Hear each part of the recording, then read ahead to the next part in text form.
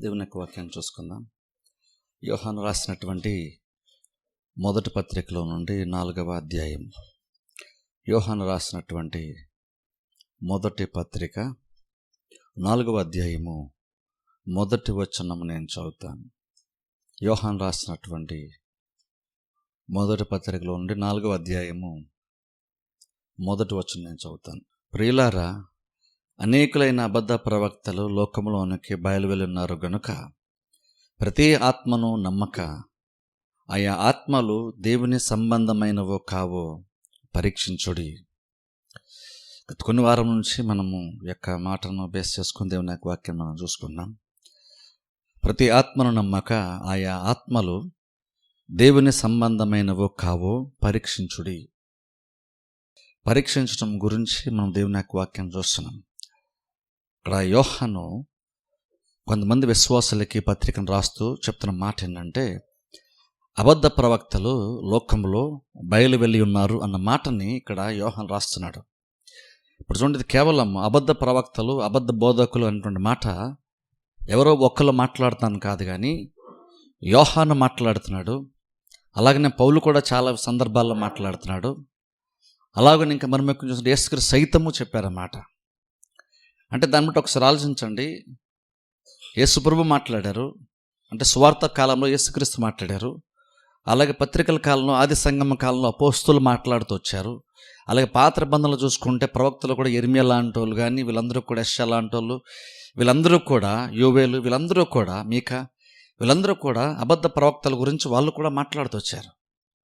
అంటే అదేం చెప్తుందంటే, ఖచ్చితంగా అబద్ధ ప్రవక్తలు, అబద్ధ బోధకులు అనేటువంటి వాళ్ళు ప్రతి కాలంలో ఉంటూనే ఉన్నారు.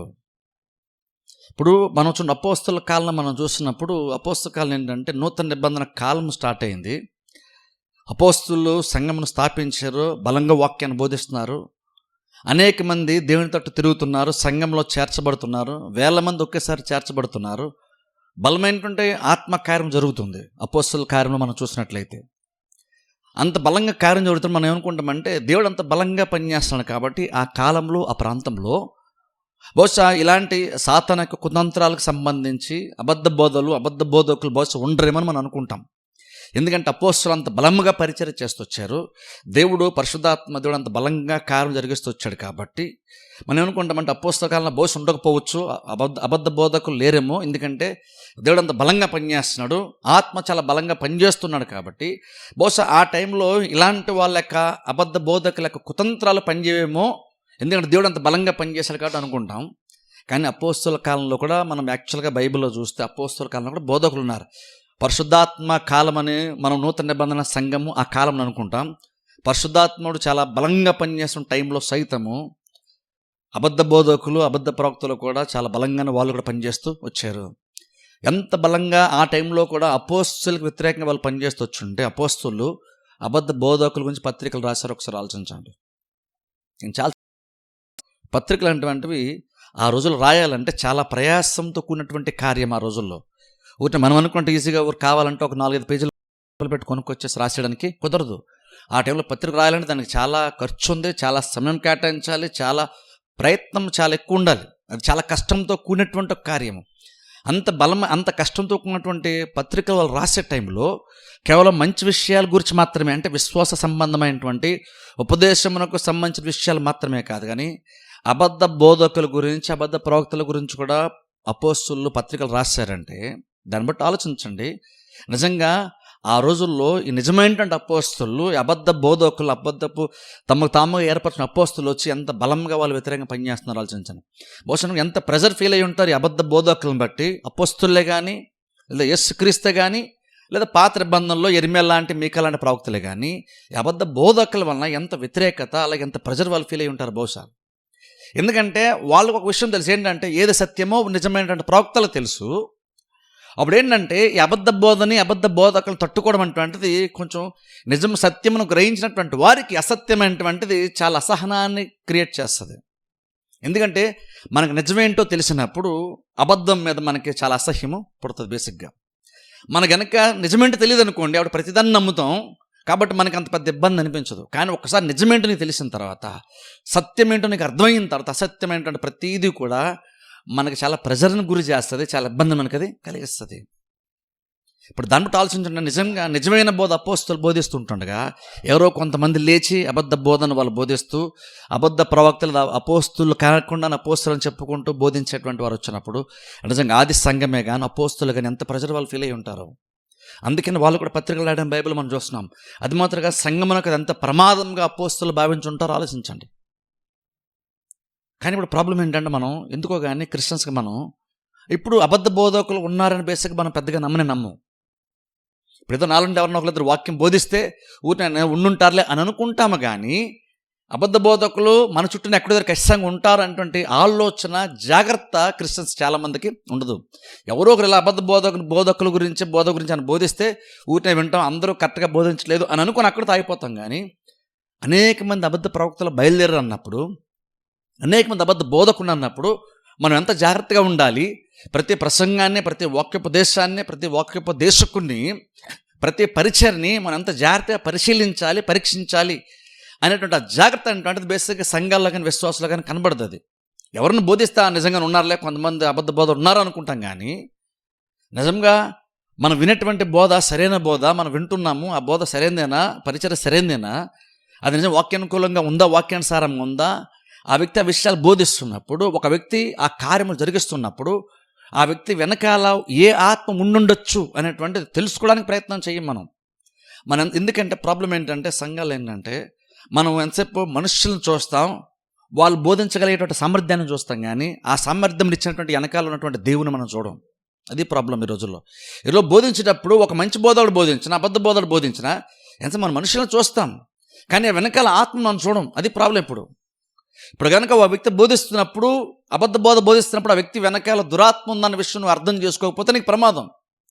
అది మాత్రం కాకుండా ఒక వ్యక్తి సరిగ్గా బోధిస్తున్నప్పుడు కూడా ఈ వ్యక్తి కరెక్ట్గా బోధిస్తాడు అని అక్కడ తాగిపోవడం కరెక్ట్ కాదు. ఆ వ్యక్తి వెనకాల పరిశుద్ధాత్మ ఉండుంటాడు అని ఖచ్చితంగా అంత లోతుగా ఆలోచిస్తే అప్పుడు నువ్వు ఇంకా నా వాక్య పరిచయం ఇంకా అప్రిషియేట్ చేస్తావు, ఇంకా వాక్యానికి ఎక్కువ గౌరవిస్తావు. ఆ వాక్యోపదేశాన్ని ఎక్కువ గౌరవిస్తాం. మనం వాక్యాన్ని మనం వింటాం, వాక్యాన్ని చేర్చుకుంటాం. అందుకంటే చూడండి, ప్రతి ఆత్మను నమ్మకన్నాడు. అంటే నమ్మకూడనటువంటి ఆత్మలు కొన్ని ఖచ్చితంగా ఈ భూమి మీద ఉన్నాయి. మనుషులను వాళ్ళు వాడుకుంటారు. ఇప్పుడు చూడండి, అందుకంటున్నాను చూడండి, మనుషులను ఎప్పుడు కూడా ఆత్మలు వాడుకుంటూనే ఉంటారు. అది దురాత్మ కావచ్చు, లేదా దేవుని యొక్క ఆత్మలు కావచ్చు. ఆ ఆత్మ జీవులు అటువంటివి ఏవైతే ఉన్నాయో, దురాత్మలు కావచ్చు, దేవుని ఆత్మలు కావచ్చు, వాళ్ళు ఈ భూమి మీద కార్యం జరిగించాలంటే మనుషులను వాడుకోకుండా వాళ్ళు ఏ కార్యము నేరుగా చేయలేరు. మనుషుల్ని వాళ్ళు కంట్రోల్ తెచ్చుకోకుండా, మనుషుల్ని ప్రేరేపించకుండా ఏ ఒక్క ఆత్మ కూడా, అది దేవుని దగ్గర నుండి వచ్చిన ఆత్మ అవ్వచ్చు, దురాత్మ అవ్వచ్చు, మనుషుల్ని ఇన్స్పైర్ చేయకుండా, మనుషుల్ని ప్రేరేపించకుండా ఏ కార్యం కూడా భూమి మీద వాళ్ళు జరిగించలేరు. నేరుగా సాతానుడు అబద్ధ బోధ బోధించడు. సాతానుడు కనుక అబద్ధ బోధ బోధించాలనుకుంటే ఎవరో ఒక బోధకుని వాడుకుంటాడు. ఆ బోధకుని ద్వారా అబద్ధ బోధను బోధిస్తాడు. అలాగే దేవుడైనా సరే సత్యవాక్యమును ప్రకటించాలనుకున్నప్పుడు దేవుడు నేరుగా వచ్చి ప్రకటించడు. దేవుడు కూడా కొంత వ్యక్తులను ప్రేరేపించి వాళ్ళ ద్వారా సత్యవాక్యమును దేవుడు ప్రజలకి అందిస్తాడు, బోధిస్తాడు. అంటే అర్థం ఏంటంటే మనం మనుషులను దాటి ఆత్మలను చూడడానికి ప్రయత్నం చేయడం చాలా ఇంపార్టెంట్. మనం పరీక్షించాలి అని ఇక్కడ యోహాన్ చెప్తున్నాడు. అది మాత్రం కాదు, పరీక్షించినప్పుడు నీకు విషయం ఏంటి అర్థమవుతుంది. నువ్వు భౌతికమైనటువంటి మనిషి అయినా సరే, నువ్వు ఈ భౌతికమైన శరీరంలో ఉన్నా సరే, ఇంక నువ్వు ఆత్మను గ్రహించగలుగుతావు. అందుకనే ప్రతి ఆత్మ నమ్మక అన్నాడు. ప్రతి మనిషిని నమ్మద్దాని లేదు, ప్రతి ఆత్మను నమ్మక, అది దేవుని సంబంధమైనటువంటి ఆత్మ కాదో నువ్వు పరిశీలించి అంటున్నాడు. ఎందుకు ఎగ్జామిన్ చేయమన్నాడు అంటే, నువ్వు ఎగ్జామిన్ చేస్తే, నువ్వు పరీక్షిస్తే ఆ వెనకాల ఏ ఆత్మ పని చేస్తుందో నీకు తెలుస్తుంది. సరే అంటే ఒకసారి అదే నిజంగా ఎంతో గొప్ప కార్యం. ఒకసారి ఆలోచించండి. భౌతికం ఏంటంటే మనము, ఈ భౌతికమైన శరీరం జీవించేటువంటి మనము, ఒక మనిషిని వెనకాల ప్రేరేపించేటువంటి ఆత్మ ఏంటో మనం తెలుసుకోవచ్చు అంటున్నాడు. అది దేవుడు మనిషికి ఇచ్చినటువంటి సామర్థ్యం. అది మనకి ఎలా తెలుస్తుంది? దానికి దేవుడు పరిశుద్ధాత్మ సపోర్ట్ మనకి ఇస్తున్నాడు. అది మాత్రం కాదు, వాక్యాన్ని దేవుడు మనకి ఇచ్చాడు. ఇది మనకి కొలబద్దా. ఇప్పుడు చూడండి, అదే గమనించండి. మనము పరిశీలించేటప్పుడు ఒక బోధకుని పరిశీలించిన, బోధన పరిశీలించిన, పరిచర్ని పరిశీలించిన, నీకు స్టాండర్డ్ ఏంటో తెలుసా? నీకు నచ్చింది లేదా నీకు నచ్చలేదు అన్నది కాదు స్టాండర్డ్ ఇక్కడ. మనకు నచ్చిందా మన నచ్చలేదా అన్నది కాదు, నీ మైండ్కి అది అర్థమైందా లేదా అన్నది పాయింట్ కాదు ఇక్కడ. వాక్యమునకు అనుకూలంగా ఉందా లేదా అన్నదే పాయింట్ ఇక్కడ. అంటే నువ్వు కూడా ఏం చేయాలి? ఓ వ్యక్తి ఒకటి బోధించిన ఒక విధానంలో పరిచర్య జరిగిస్తూ ఉన్నా నువ్వు నువ్వు చూసేసి ఇది కరెక్ట్ కాదు, ఇది కరెక్ట్ అని నువ్వు అనుకోవడం కాదు. నువ్వు అది దాన్ని తీసుకున్న తర్వాత దాన్ని నువ్వు ఏంటంటే దాన్ని బేస్ చేసుకొని వాక్యంతో నువ్వు పోల్చి చూసుకొని వాక్యంతో ఏకీపిస్తుందా లేదో నువ్వు పోల్చుకొని చూడాలి. చూసప్పుడు వాక్యమునకు అనుకూలంగా ఉంటే, గమనించు, నీకు అనుకూలంగా ఉంటే అని చెప్పట్లేదు, వాక్యమునకు అనుకూలంగా ఉంటే నువ్వు దాన్ని అంగీకరించు, నీకు నచ్చకపోయినా సరే. అది వాక్యమునకు అనుకూలంగా లేకపోతే నీకు నచ్చినా సరే నువ్వు దాన్ని వ్యతిరేకించు, వాక్యమునకు అనుకూలం లేకపోతే. కాబట్టి ఇక్కడ ఏంటంటే అందుకంటే ఇక్కడ పరిశుద్ధాత్మ ప్రేరేపణ మనకు చాలా ఇంపార్టెంట్, నడిపింపు అవసరం. అలాగే వాక్య జ్ఞానం మనకు చాలా ఇంపార్టెంట్. ఇప్పుడు చెప్తున్నా కాబట్టి నువ్వు అందరిని నువ్వు పరీక్షించగలవు నువ్వు అనుకోవద్దు. పరీక్షించాలంటే నువ్వు వాక్యం నీకు బాగా తెలిసి ఉండాలి. ఎందుకంటే వాక్యం ఒక చోట ఒకలాగా ఉంటుంది, ఇంకో చోట ఇంకోలాగా ఉన్నట్టు ఉంటుంది. కానీ గుర్తుపెట్టుకుని వాక్యం ఎప్పుడు కూడా ఆది కాండం మొదలుకొని ప్రకటన చివరి వచ్చిన వరకు ఎక్కడొక్కడ వాక్యం ఎప్పుడు కూడా ఓదానికి కూడా వ్యతిరేకంగా ఉండదు. కానీ చాలామంది అనుకుంటారు వాక్యం 2 అంచెల ఖడ్గమండి, ఇలా చూస్తే ఎలా ఉంటుంది, అలా చూస్తే అలా ఉంటుందని అంటారు. అది కరెక్ట్ కాదు. వాక్యం 2 అంచెల ఖడ్గం అన్నప్పుడు దాని మీనింగ్ వేరే. యాక్చువల్గా చాలామంది 2 అంచెల ఖడ్గం అంటే ఏమనుకుంటారంటే మీనింగ్ ఎలా కూడా ఉంటుంది, మీనింగ్ అలా కూడా ఉంటుంది అంటారు. అంటే 2 అర్థాలు వస్తుంది అంటారు. యాక్చువల్గా దాని మీనింగ్ యాక్చువల్గా అది కాదు. వాక్యం ఏంటంటే ఎప్పుడు కూడా ఒకే అర్థం ఖచ్చితంగా వస్తుంది. నువ్వు సరిగ్గా అర్థం చేసుకుంటే బైబిల్ మొత్తం అంతా కూడా ఏ బోధ విషయమైనా సరే ప్రతిదీ ఒకదానికొకటి ఏకీవిస్తూనే ముందుకెళ్తుంది. అందుకే బైబిల్ ఎప్పుడు ఒకదానికొకటి వ్యతిరేకం కాదు.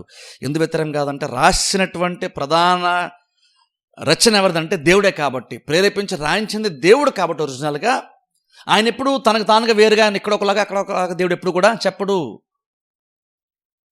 అందుకనే బైబిల్ నుంచి ఏం చెప్తుంది అంటే భూమి ఆకాశం గతించిపోద్దాము కానీ ఆయన వాక్యం ఎప్పుడు మారదు, అది లైమ్ అవ్వదు. అర్థం ఏంటంటే ఏదన్నా మారిపోవచ్చు కానీ వాక్యం ఎప్పుడు కూడా మారదు. అంటే ఇది ఎప్పుడు స్టాండర్డే. ఏ కాలమైనా సరే ఒకేలాగా ఉండేది. దేవుని తర్వాత స్థిరంగా మారకుండా ఉండేటువంటిది ఏదో ఉందంటే అది దేవుని యొక్క వాక్యమే. ఎందుకంటే ఆ వాక్యం కూడా దేవునిలో ఉండి వచ్చింది కాబట్టి దేవుడు ఎలాగైతే మారడో దేవుని యొక్క వాక్యం ఎప్పటికీ మారదు. అందుకంటే కాలానుకూలంగా బోధలు కూడా మారకూడదు. అందుకనే కాలానుకూలంగా బోధలు కూడా మారదు. బోధ ఎప్పుడు ఒకేలాగా ఉండాలి.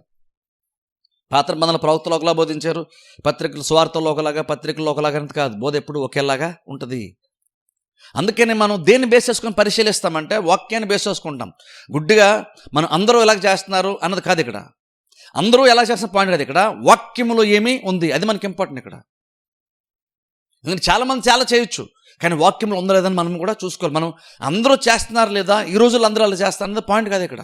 అది వాక్యంలో ఉందా లేదంటే మనం బేస్ చేసుకొని దాన్ని బట్టి వాక్యంకు అనుకూలంగా మనం అన్ని విషయాలు కూడా మార్చుకుంటూ ఉండాలి. ఒక నాకిని సడన్గా రేపేదన్నా వాక్యంకు అనుకూలంగా ఒకటి మార్చుకోవాలనుకోండి, అప్పుడు ఖచ్చితంగా నేను ఏదైనా మార్చేస్తాను. ఖచ్చితంగా ఏదన్నా అది కరెక్ట్ అనిపిస్తే కానీ ఖచ్చితంగా మార్చేస్తాను. అలాగంటే ఎప్పటికప్పుడు మనం వాక్యాన్ని బేస్ చేసుకొని ప్రతిదీ మార్చుకుంటూ వెళ్ళాలి.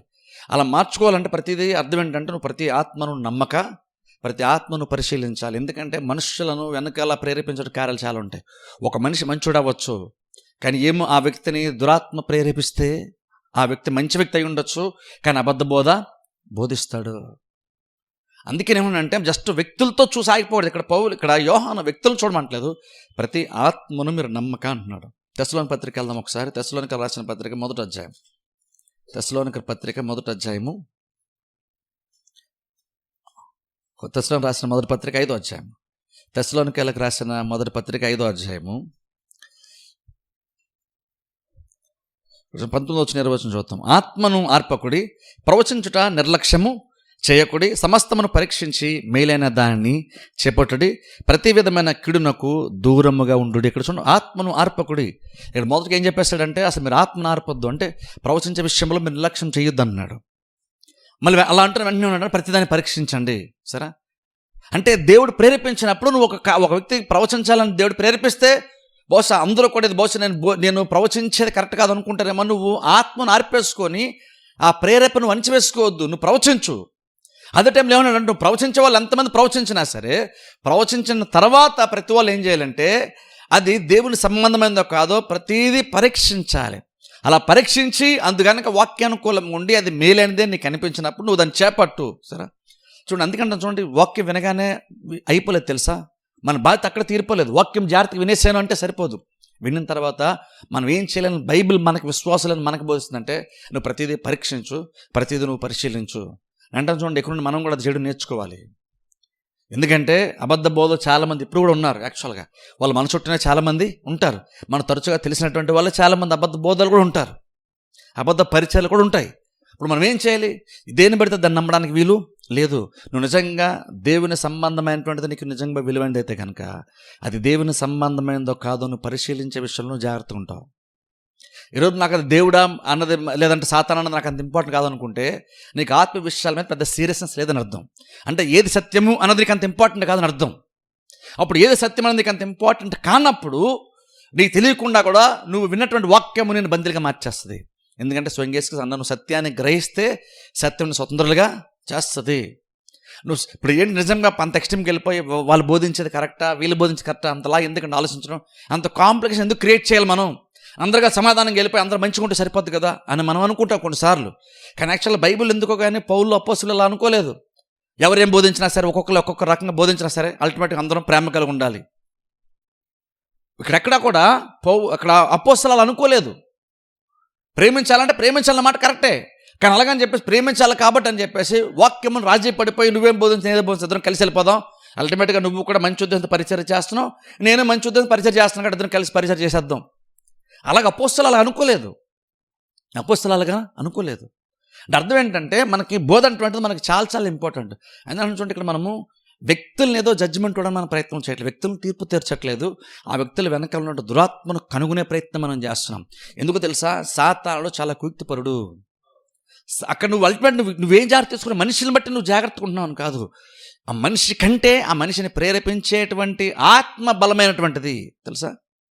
అది పాజిటివ్ తీసుకున్నాను అనుకోండి, ఒక మనిషి బోధించేటువంటి బోధ కంటే ఆ మనిషిని కనుక పరిశుద్ధాత్ముడు ప్రేరేపించి బోధించనుకోండి, ఆ వ్యక్తి కంటే బోధించేటువంటి ఆ నోరు కంటే ఆ నోటిని ప్రేరేపించేటువంటి వాక్ శక్తిని ఇచ్చేటువంటి పరిశుద్ధాత్ముడు ఇంకా బలమైనటువంటి వాడు. అలాగే నెగిటివ్గా తీసుకున్నాను అనుకోండి, ఒక వ్యక్తి అబద్ధ బోధ బోధించాను అనుకోండి, ఆ వ్యక్తి డేంజర్ అని కాదు, ఆ వ్యక్తి కంటే ఆ వ్యక్తిని ప్రేరేపించిన ఆత్మ డేంజర్ తెలుసా. ఎందుకంటే ఈ వ్యక్తి పోవచ్చు రేపు, కానీ ఆత్మ ఇంకా అలా బ్రతుకుంటుంది, ఆత్మ ఇంకా వేరే వాళ్ళని ప్రేరేపిస్తాడు. అందుకనే ఇక్కడ యోహాను కూడా అన్నాడు, ప్రతి ఆత్మను మీరు నమ్మొద్దు, ప్రతి ఆత్మను మీరు పరిశీలించండి. ఇక్కడ వ్యక్తులు మన టార్గెట్ కాదు, ఎప్పుడు కూడా గమనించండి. అది పాజిటివ్ కానీ సరే నెగిటివ్ కానీ సరే చెప్తున్నాను. ఒక మనిషిని నువ్వు మనిషిని చూసి వ్యతిరేకించొద్దు, జస్ట్ మనిషిని చూసి కూడా నువ్వు నమ్మేద్దు. ఎందుకంటే పరిచయం అంటే ఒక మనిషికి స్థాయికి మించినటువంటి ఒక కార్యము, నీ ఆత్మీయ జీవితం అంటే బోధించే వ్యక్తికి మించినటువంటి ఒక కార్యము. అప్పుడు నువ్వు కేవలం మనిషిని మాత్రం చూడదు, ఈ మనిషి మంచోడు కాబట్టి ఈ మనిషి అంతా మంచిగా బోధిస్తాడని నువ్వు అనుకొని రాజీ పడద్దు. అలానే వ్యక్తి చెడ్డోడు కాబట్టి ఆ వ్యక్తి బోధించి ప్రతి చెడ్డది ఉంటుందని అనుకోవద్దు. నువ్వు వెనకాల ఆత్మను పరిశీలించు, ఆత్మల్ని పరిశీలించాలి. అప్పుడు ఏమంటానంటే వాక్యం నువ్వు వినిన తర్వాత నువ్వేం చేయాలంటే నువ్వు తర్వాత ఇంటికి వెళ్ళిన తర్వాత అయినా సరే నిజంగా వాక్యం ఎలా ఉందంటే పరిశీలించడం మనకి చాలా చాలా ఇంపార్టెంట్ తెలుసు. ఈ రోజుల్లో బహుశా ఇక్కడ నేను బోధించేది బహుశా మీకు ప్రాబ్లం కాకపోవచ్చు, కానీ చెప్తున్నాను ఇంకను మీరు నాదాన్ని పరిశీలించవచ్చు. అలాగే వేరే ఇంకెవరిదాన్ని మీరు వాక్యం ఉన్నా సరే ఇంకా ఎక్కువ పరిశీలించాలంటాను నేను, ఇంకెక్కువ మీరు పరిశీలించాలి. ఈ వ్యక్తిని మనం తీర్పు తీర్చట్లేదు, మనం ఆ వెనకాల ఆత్మను తెలిసిన ప్రయత్నం మనం చేస్తున్నాం. ఎందుకంటే మనకంటే సాతానుడు చాలా కూక్తితో పనిచేస్తాడు తెలుసా. మనకంటే చాలా కుయుక్తిపరుడు సాతానుడు. వాడు చాలా ఈజీగా మనం మోసపుచ్చడానికి ప్రమాదం ఉంది. ఎందుకంటే లాస్ట్ వీక్ చెప్పని చూసారా, దేవుడు ఎలాగో కార్యం జరిగిస్తున్నాడో సాతాను ఎగ్జాక్ట్ అలాగనే నకిలీగా కార్యం జరిగిస్తూ ఉంటాడు.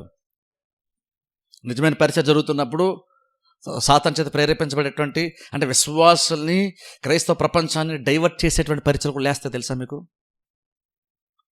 అందుకని దేవుడి పేరున్న ప్రతి సంఘము అది దేవుడు ఏర్పాటు చేసిన ఎప్పుడు అనుకోవడానికి వీలు లేదు. దేవుడి పేరు చెప్పుకొని దేవుడు నాకు ప్రేరేపించాడు కాబట్టి నేను బోధిస్తున్నాను అని ఒక వ్యక్తి బోధించినంత మాత్రాన దేవుడు చెప్పాడు అన్నాడన్న ఒక్క మాటను బేస్ చేసుకొని అతను నిజంగా దేవుడు చెప్పుకున్నాడు నమ్మేద్దు మీరు. అతను దేవుడు చెప్పాడు అని అన్నా సరే, దేవుడు చెప్పాడని చెప్పకపోయినా సరే, ప్రతి విశ్వాసకి రెస్పాన్సిబిలిటీ ఏంటంటే అతను చెప్పింది ఏమై ఉంటుంది అని వాక్యం బేస్ చేసుకొని పరీక్షించడం ఇంపార్టెంట్. ఒక వ్యక్తి ఒక కార్యం చేస్తుంటే పరిచయం ఈ విధంగా పరిచయం చేస్తుంటే ఆ వ్యక్తి ఆ విధంగా పరిచయం ఎందుకు చేస్తున్నాడు పరిశీలించడం మనకు చాలా చాలా ఇంపార్టెంట్ తెలుసా. అందుకుంటే పైపేది చూసి మోసపోవద్దు, ఎప్పుడు కూడా పైపేది చూడొద్దు, పైపేది ఎప్పుడు చూడొద్దు, లోతుగా పరిశీలించమంటున్నాడు. అప్పుడు లోతుగా పరిశీలించి మన విశ్వాసాలకి అపోస్తులు పత్రిక రాశారంటే ఆలోచించండి. ఈ రోజుల్లో మనము ఈ పరీక్షించే విషయంలో ఎంత జాగ్రత్త ఉండాలి, ఎంత లోతుగా పరీక్షించాలి. అప్పుడు అంత లోతుగా పరీక్షించాలంటే నీకెంత లోతుగా వాక్య జ్ఞానం ఉండాలి ఆలోచించండి. ఎందుకంటే చూడండి, తరచుగా వాక్యం వినడము, ఆ వాక్యం తగ్గట్టుగా మన ఆలోచన విధానం మార్చుకోవడానికి చాలా ఇంపార్టెంట్ తెలుసా. వాక్యం నువ్వు ఎంత ఎక్కువ తెలుసుకుంటావు అంత ఈజీగా ఏది సత్యం ఏది అసత్యం నువ్వు చాలా ఈజీగా అర్థం చేసుకోగలుగుతావు. నీకు ఒక వ్యక్తి మాట్లాడుతున్నప్పుడు ఆ వ్యక్తి ఏ ప్రేరేపణ ద్వారా మాట్లాడుతున్నాడు నీకు చాలా ఈజీగా తెలిసిపోద్ది. జస్ట్ దాన్ని నువ్వు అలవాటు చేసుకుంటే, వాక్యం తరచుగా నీ మైండ్లో పెట్టుకొని వాక్యం ద్వారా నీ మనసును నూతనపరుచుకుంటూ ఉంటే, ఒక వ్యక్తి బోధించేటువంటి బోధ ఏ బోధ అనేటువంటిది ఏ ప్రేరేపణతో బోధించేటువంటిది చాలా క్లియర్గా తెలిసిపోద్ది. తెలుసుకోవడం పెద్ద కష్టమేమి కాదు. ఎందుకంటే లోకం ఉండే ఆత్మ కంటే మనలో ఉండే పరిశుద్ధాత్మ దేవుడు అన్నిటికంటే గొప్పవాడు. లోకంలో ఆత్మల కంటే పరిశుద్ధాత్మ నీలో ఉన్నాడు, ఆయన ఇంకా గొప్పవాడు. కాబట్టి ఈ అల్పమైనటువంటి ఆత్మలను గుర్తించడానికి నీకు బలమైనటువంటి సపోర్ట్ నీకుంది. నీ ముందు దురాత్మలు దాక్కొని నేను మోసం చేయగలుగుతామో, కానీ నీలోని పరిశుద్ధాత్మ ముందు ఏ ఆత్మ కూడా దాక్కోలేదు, ఏ ఆత్మ కూడా పరిశుద్ధాత్మను మోసం చేయలేడు. ఎలాగైతే ఒక దురాత్మ ఒక మనిషిని ప్రేరేపిస్తున్నాడో, అలాగే మీకు తెలుసా పరిశుద్ధాత్మ దేవుడు విశ్వాసాలను ప్రేరేపిస్తాడు. తెలుసా ఇది సరైన బోధ కాదు, నువ్వు విను, నువ్వు అర్థం చేసుకో అని దేవుడు కూడా మనకు తెలియజేసే ప్రయత్నం చేస్తాడు. అయితే ప్రాబ్లం ఏంటంటే మనం ఇలా వినడం మనకు అలవాటు, కానీ ఇలా లోపల నుంచి వినడం మనకు అలవాట్లేదు. మనకి ఇది అలవాటు చేసుకుంటే అప్పుడు నిజంగా దేవుని యొక్క స్వరం కూడా మనకు వినబడుతుంది. దేవుని యొక్క స్వరం కూడా ఏదో బలంగా వచ్చేదో, సింపుల్గా ఏదో నీలో మనసులో పుట్టిన తలంపులాగానే పుడుతుంది. అందుకంటే చూడండి, సాతాను అంత ఈజీగా ప్రేరేపిస్తాడు. దేవుని యొక్క ప్రేరేపణ కూడా జస్ట్ ఒక ఆలోచనలాగా జస్ట్ ఒక థాట్ లాగా వచ్చేస్తుంది. అలాగే సాతాను పెట్టే ఆలోచన జస్ట్ ఒక థాట్లోకి వస్తుంది. తెలుసా ఎందుకంటే ఆ ఆలోచన అనేటువంటిది అందులో చాలా కార్యాలు ఉంటాయి. ఊరిని ఏదో ఒక ఆలోచన వచ్చిందని కాదు, అందులో చాలా విషయాల ఆలోచనలో ఉంటాయి. అది మనిషిని పాజిటివ్గా నెగిటివ్గా ప్రభావితం చేసిన ఆలోచనలు. అందుకని మన పరిశుద్ధాత్మకున్న పేరేంటి ఆలోచనకర్త. అంటే ఏంటి? ఆలోచనలు ఇస్తాడు. అంటే అది అర్థం ఏంటి? ఆ ఆలోచన ఒక విశ్వాస యొక్క జీవితమును లేదా విశ్వాసుల యొక్క జీవితంను, సంఘం యొక్క పరిస్థితిని ఆలోచనకర్త అయినటువంటి పరిశుద్ధాత్మ దేవుడు ఆలోచన ద్వారా కూడా మార్చగలుగుతాడు. తెలుసా? అంటే ఒక ఆలోచన ఒక మనుషుల్లో, ఒక విశ్వాసలో తన ఆత్మలో అంత బలమైన మార్పును తీసుకొని రాగలుగుతుంది. ఎందుకంటే ఆలోచన జస్ట్ ఒక మాట, ఒక సెంటెన్స్, ఒక వాక్యం కాదు, అందులో చాలా బలమైన కార్యాలు ఒక్క ఆలోచనలో ఉంటాయి. అందుకనే సాతాను కూడా ఆలోచనను ప్రేరేపిస్తాడు. తెలుసా?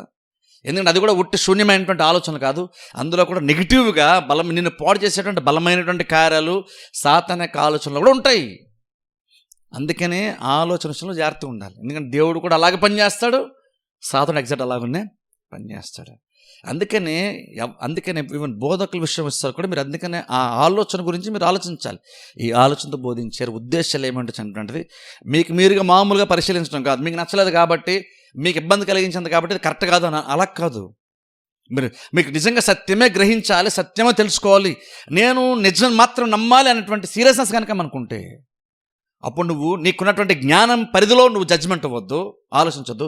వాక్యంలోనికి వెళ్ళి తిరగేసి ప్రతిదీ చూడు. ఒకటి జరిగినప్పుడు ఒక మనిషి ఇలా బోధించినప్పుడు అది ఎందుకు అలా అయ్యి ఉంటుంది అన్న దానికి కూడా బోధించేటువంటి వాడు బోధించిన దానికి బేసిస్ ఏమై ఉండొచ్చు అని నువ్వు ఏదో టైంలో నువ్వు కూడా పరిశీలించి తెలుసుకోవాలి. తెలుసా? అది అలవాటు చేసుకోవాలి, లేకపోతే మోసపోతావు ఈజీగా. తెలుసా?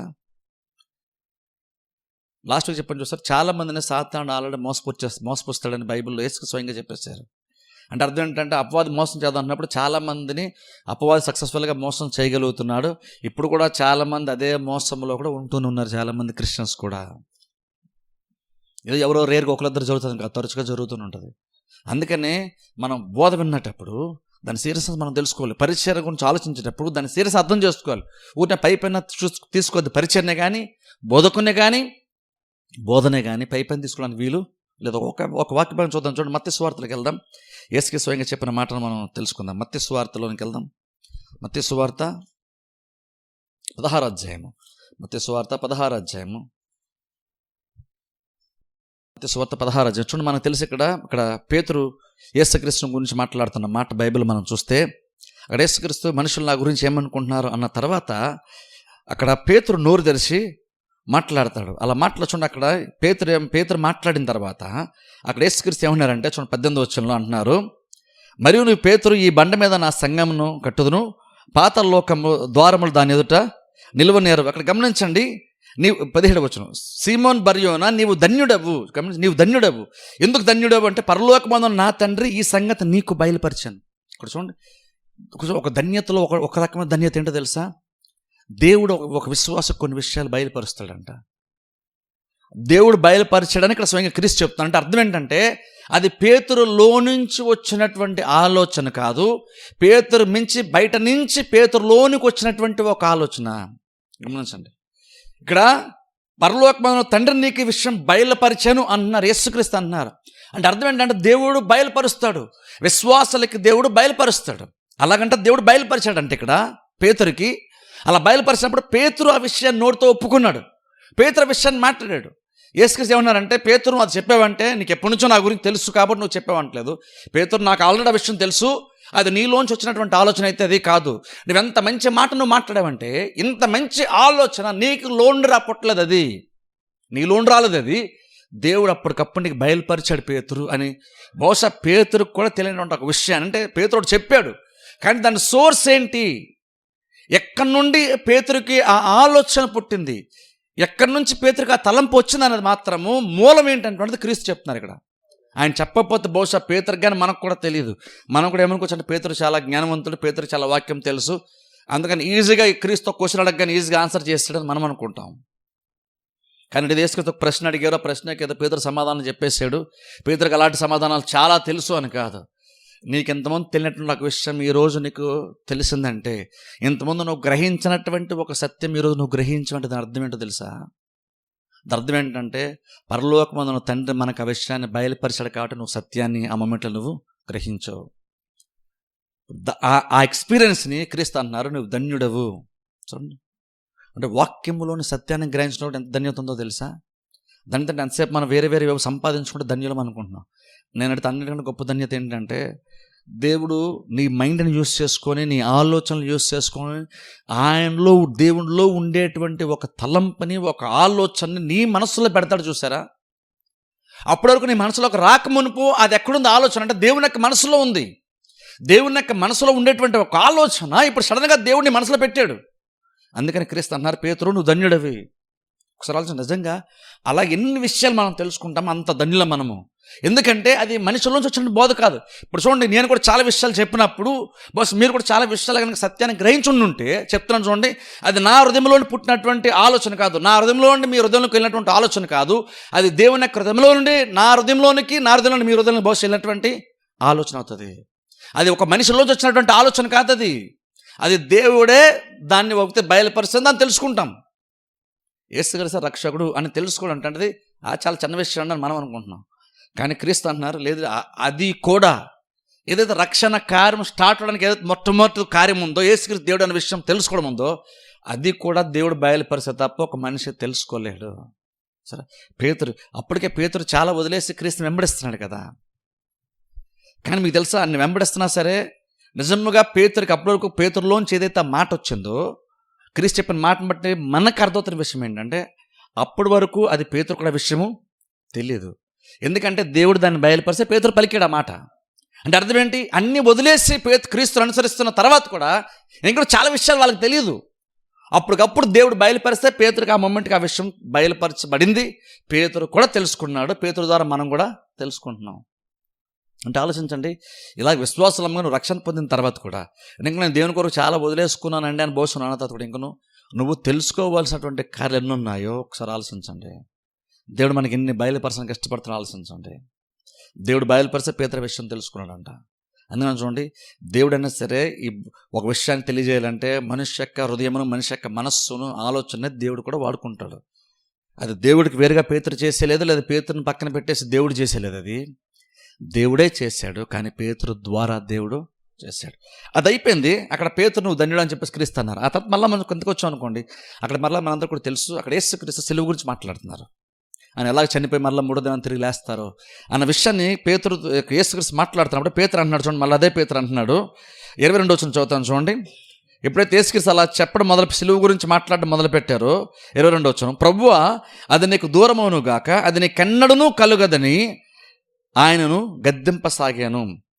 ఆయన పేతురు వైపు తిరిగి, గమనించండి, పేతురు వైపు తిరిగి, సాతానా వెనుకకు పొమ్ము, నీవు నాకు అభ్యంతర కారణమై ఉన్నావు, నీవు మనుషుల సంగతులను తలంచుచున్నావు కానీ దేవుని సంగతులను తలంపకి ఉన్నావని పేతురుతో చెప్పారు. ఇక్కడ చూడండి, 23 వచ్చిన మన కన్ఫ్యూజన్ ఏంటంటే, 23 వచ్చిన సాతాన్తో అన్నారని ఉంటుంది, అలా కంటిన్యూ అయిపోయి లాస్ట్ మళ్ళీ పేతురుతో అన్నారని ఉంటుంది.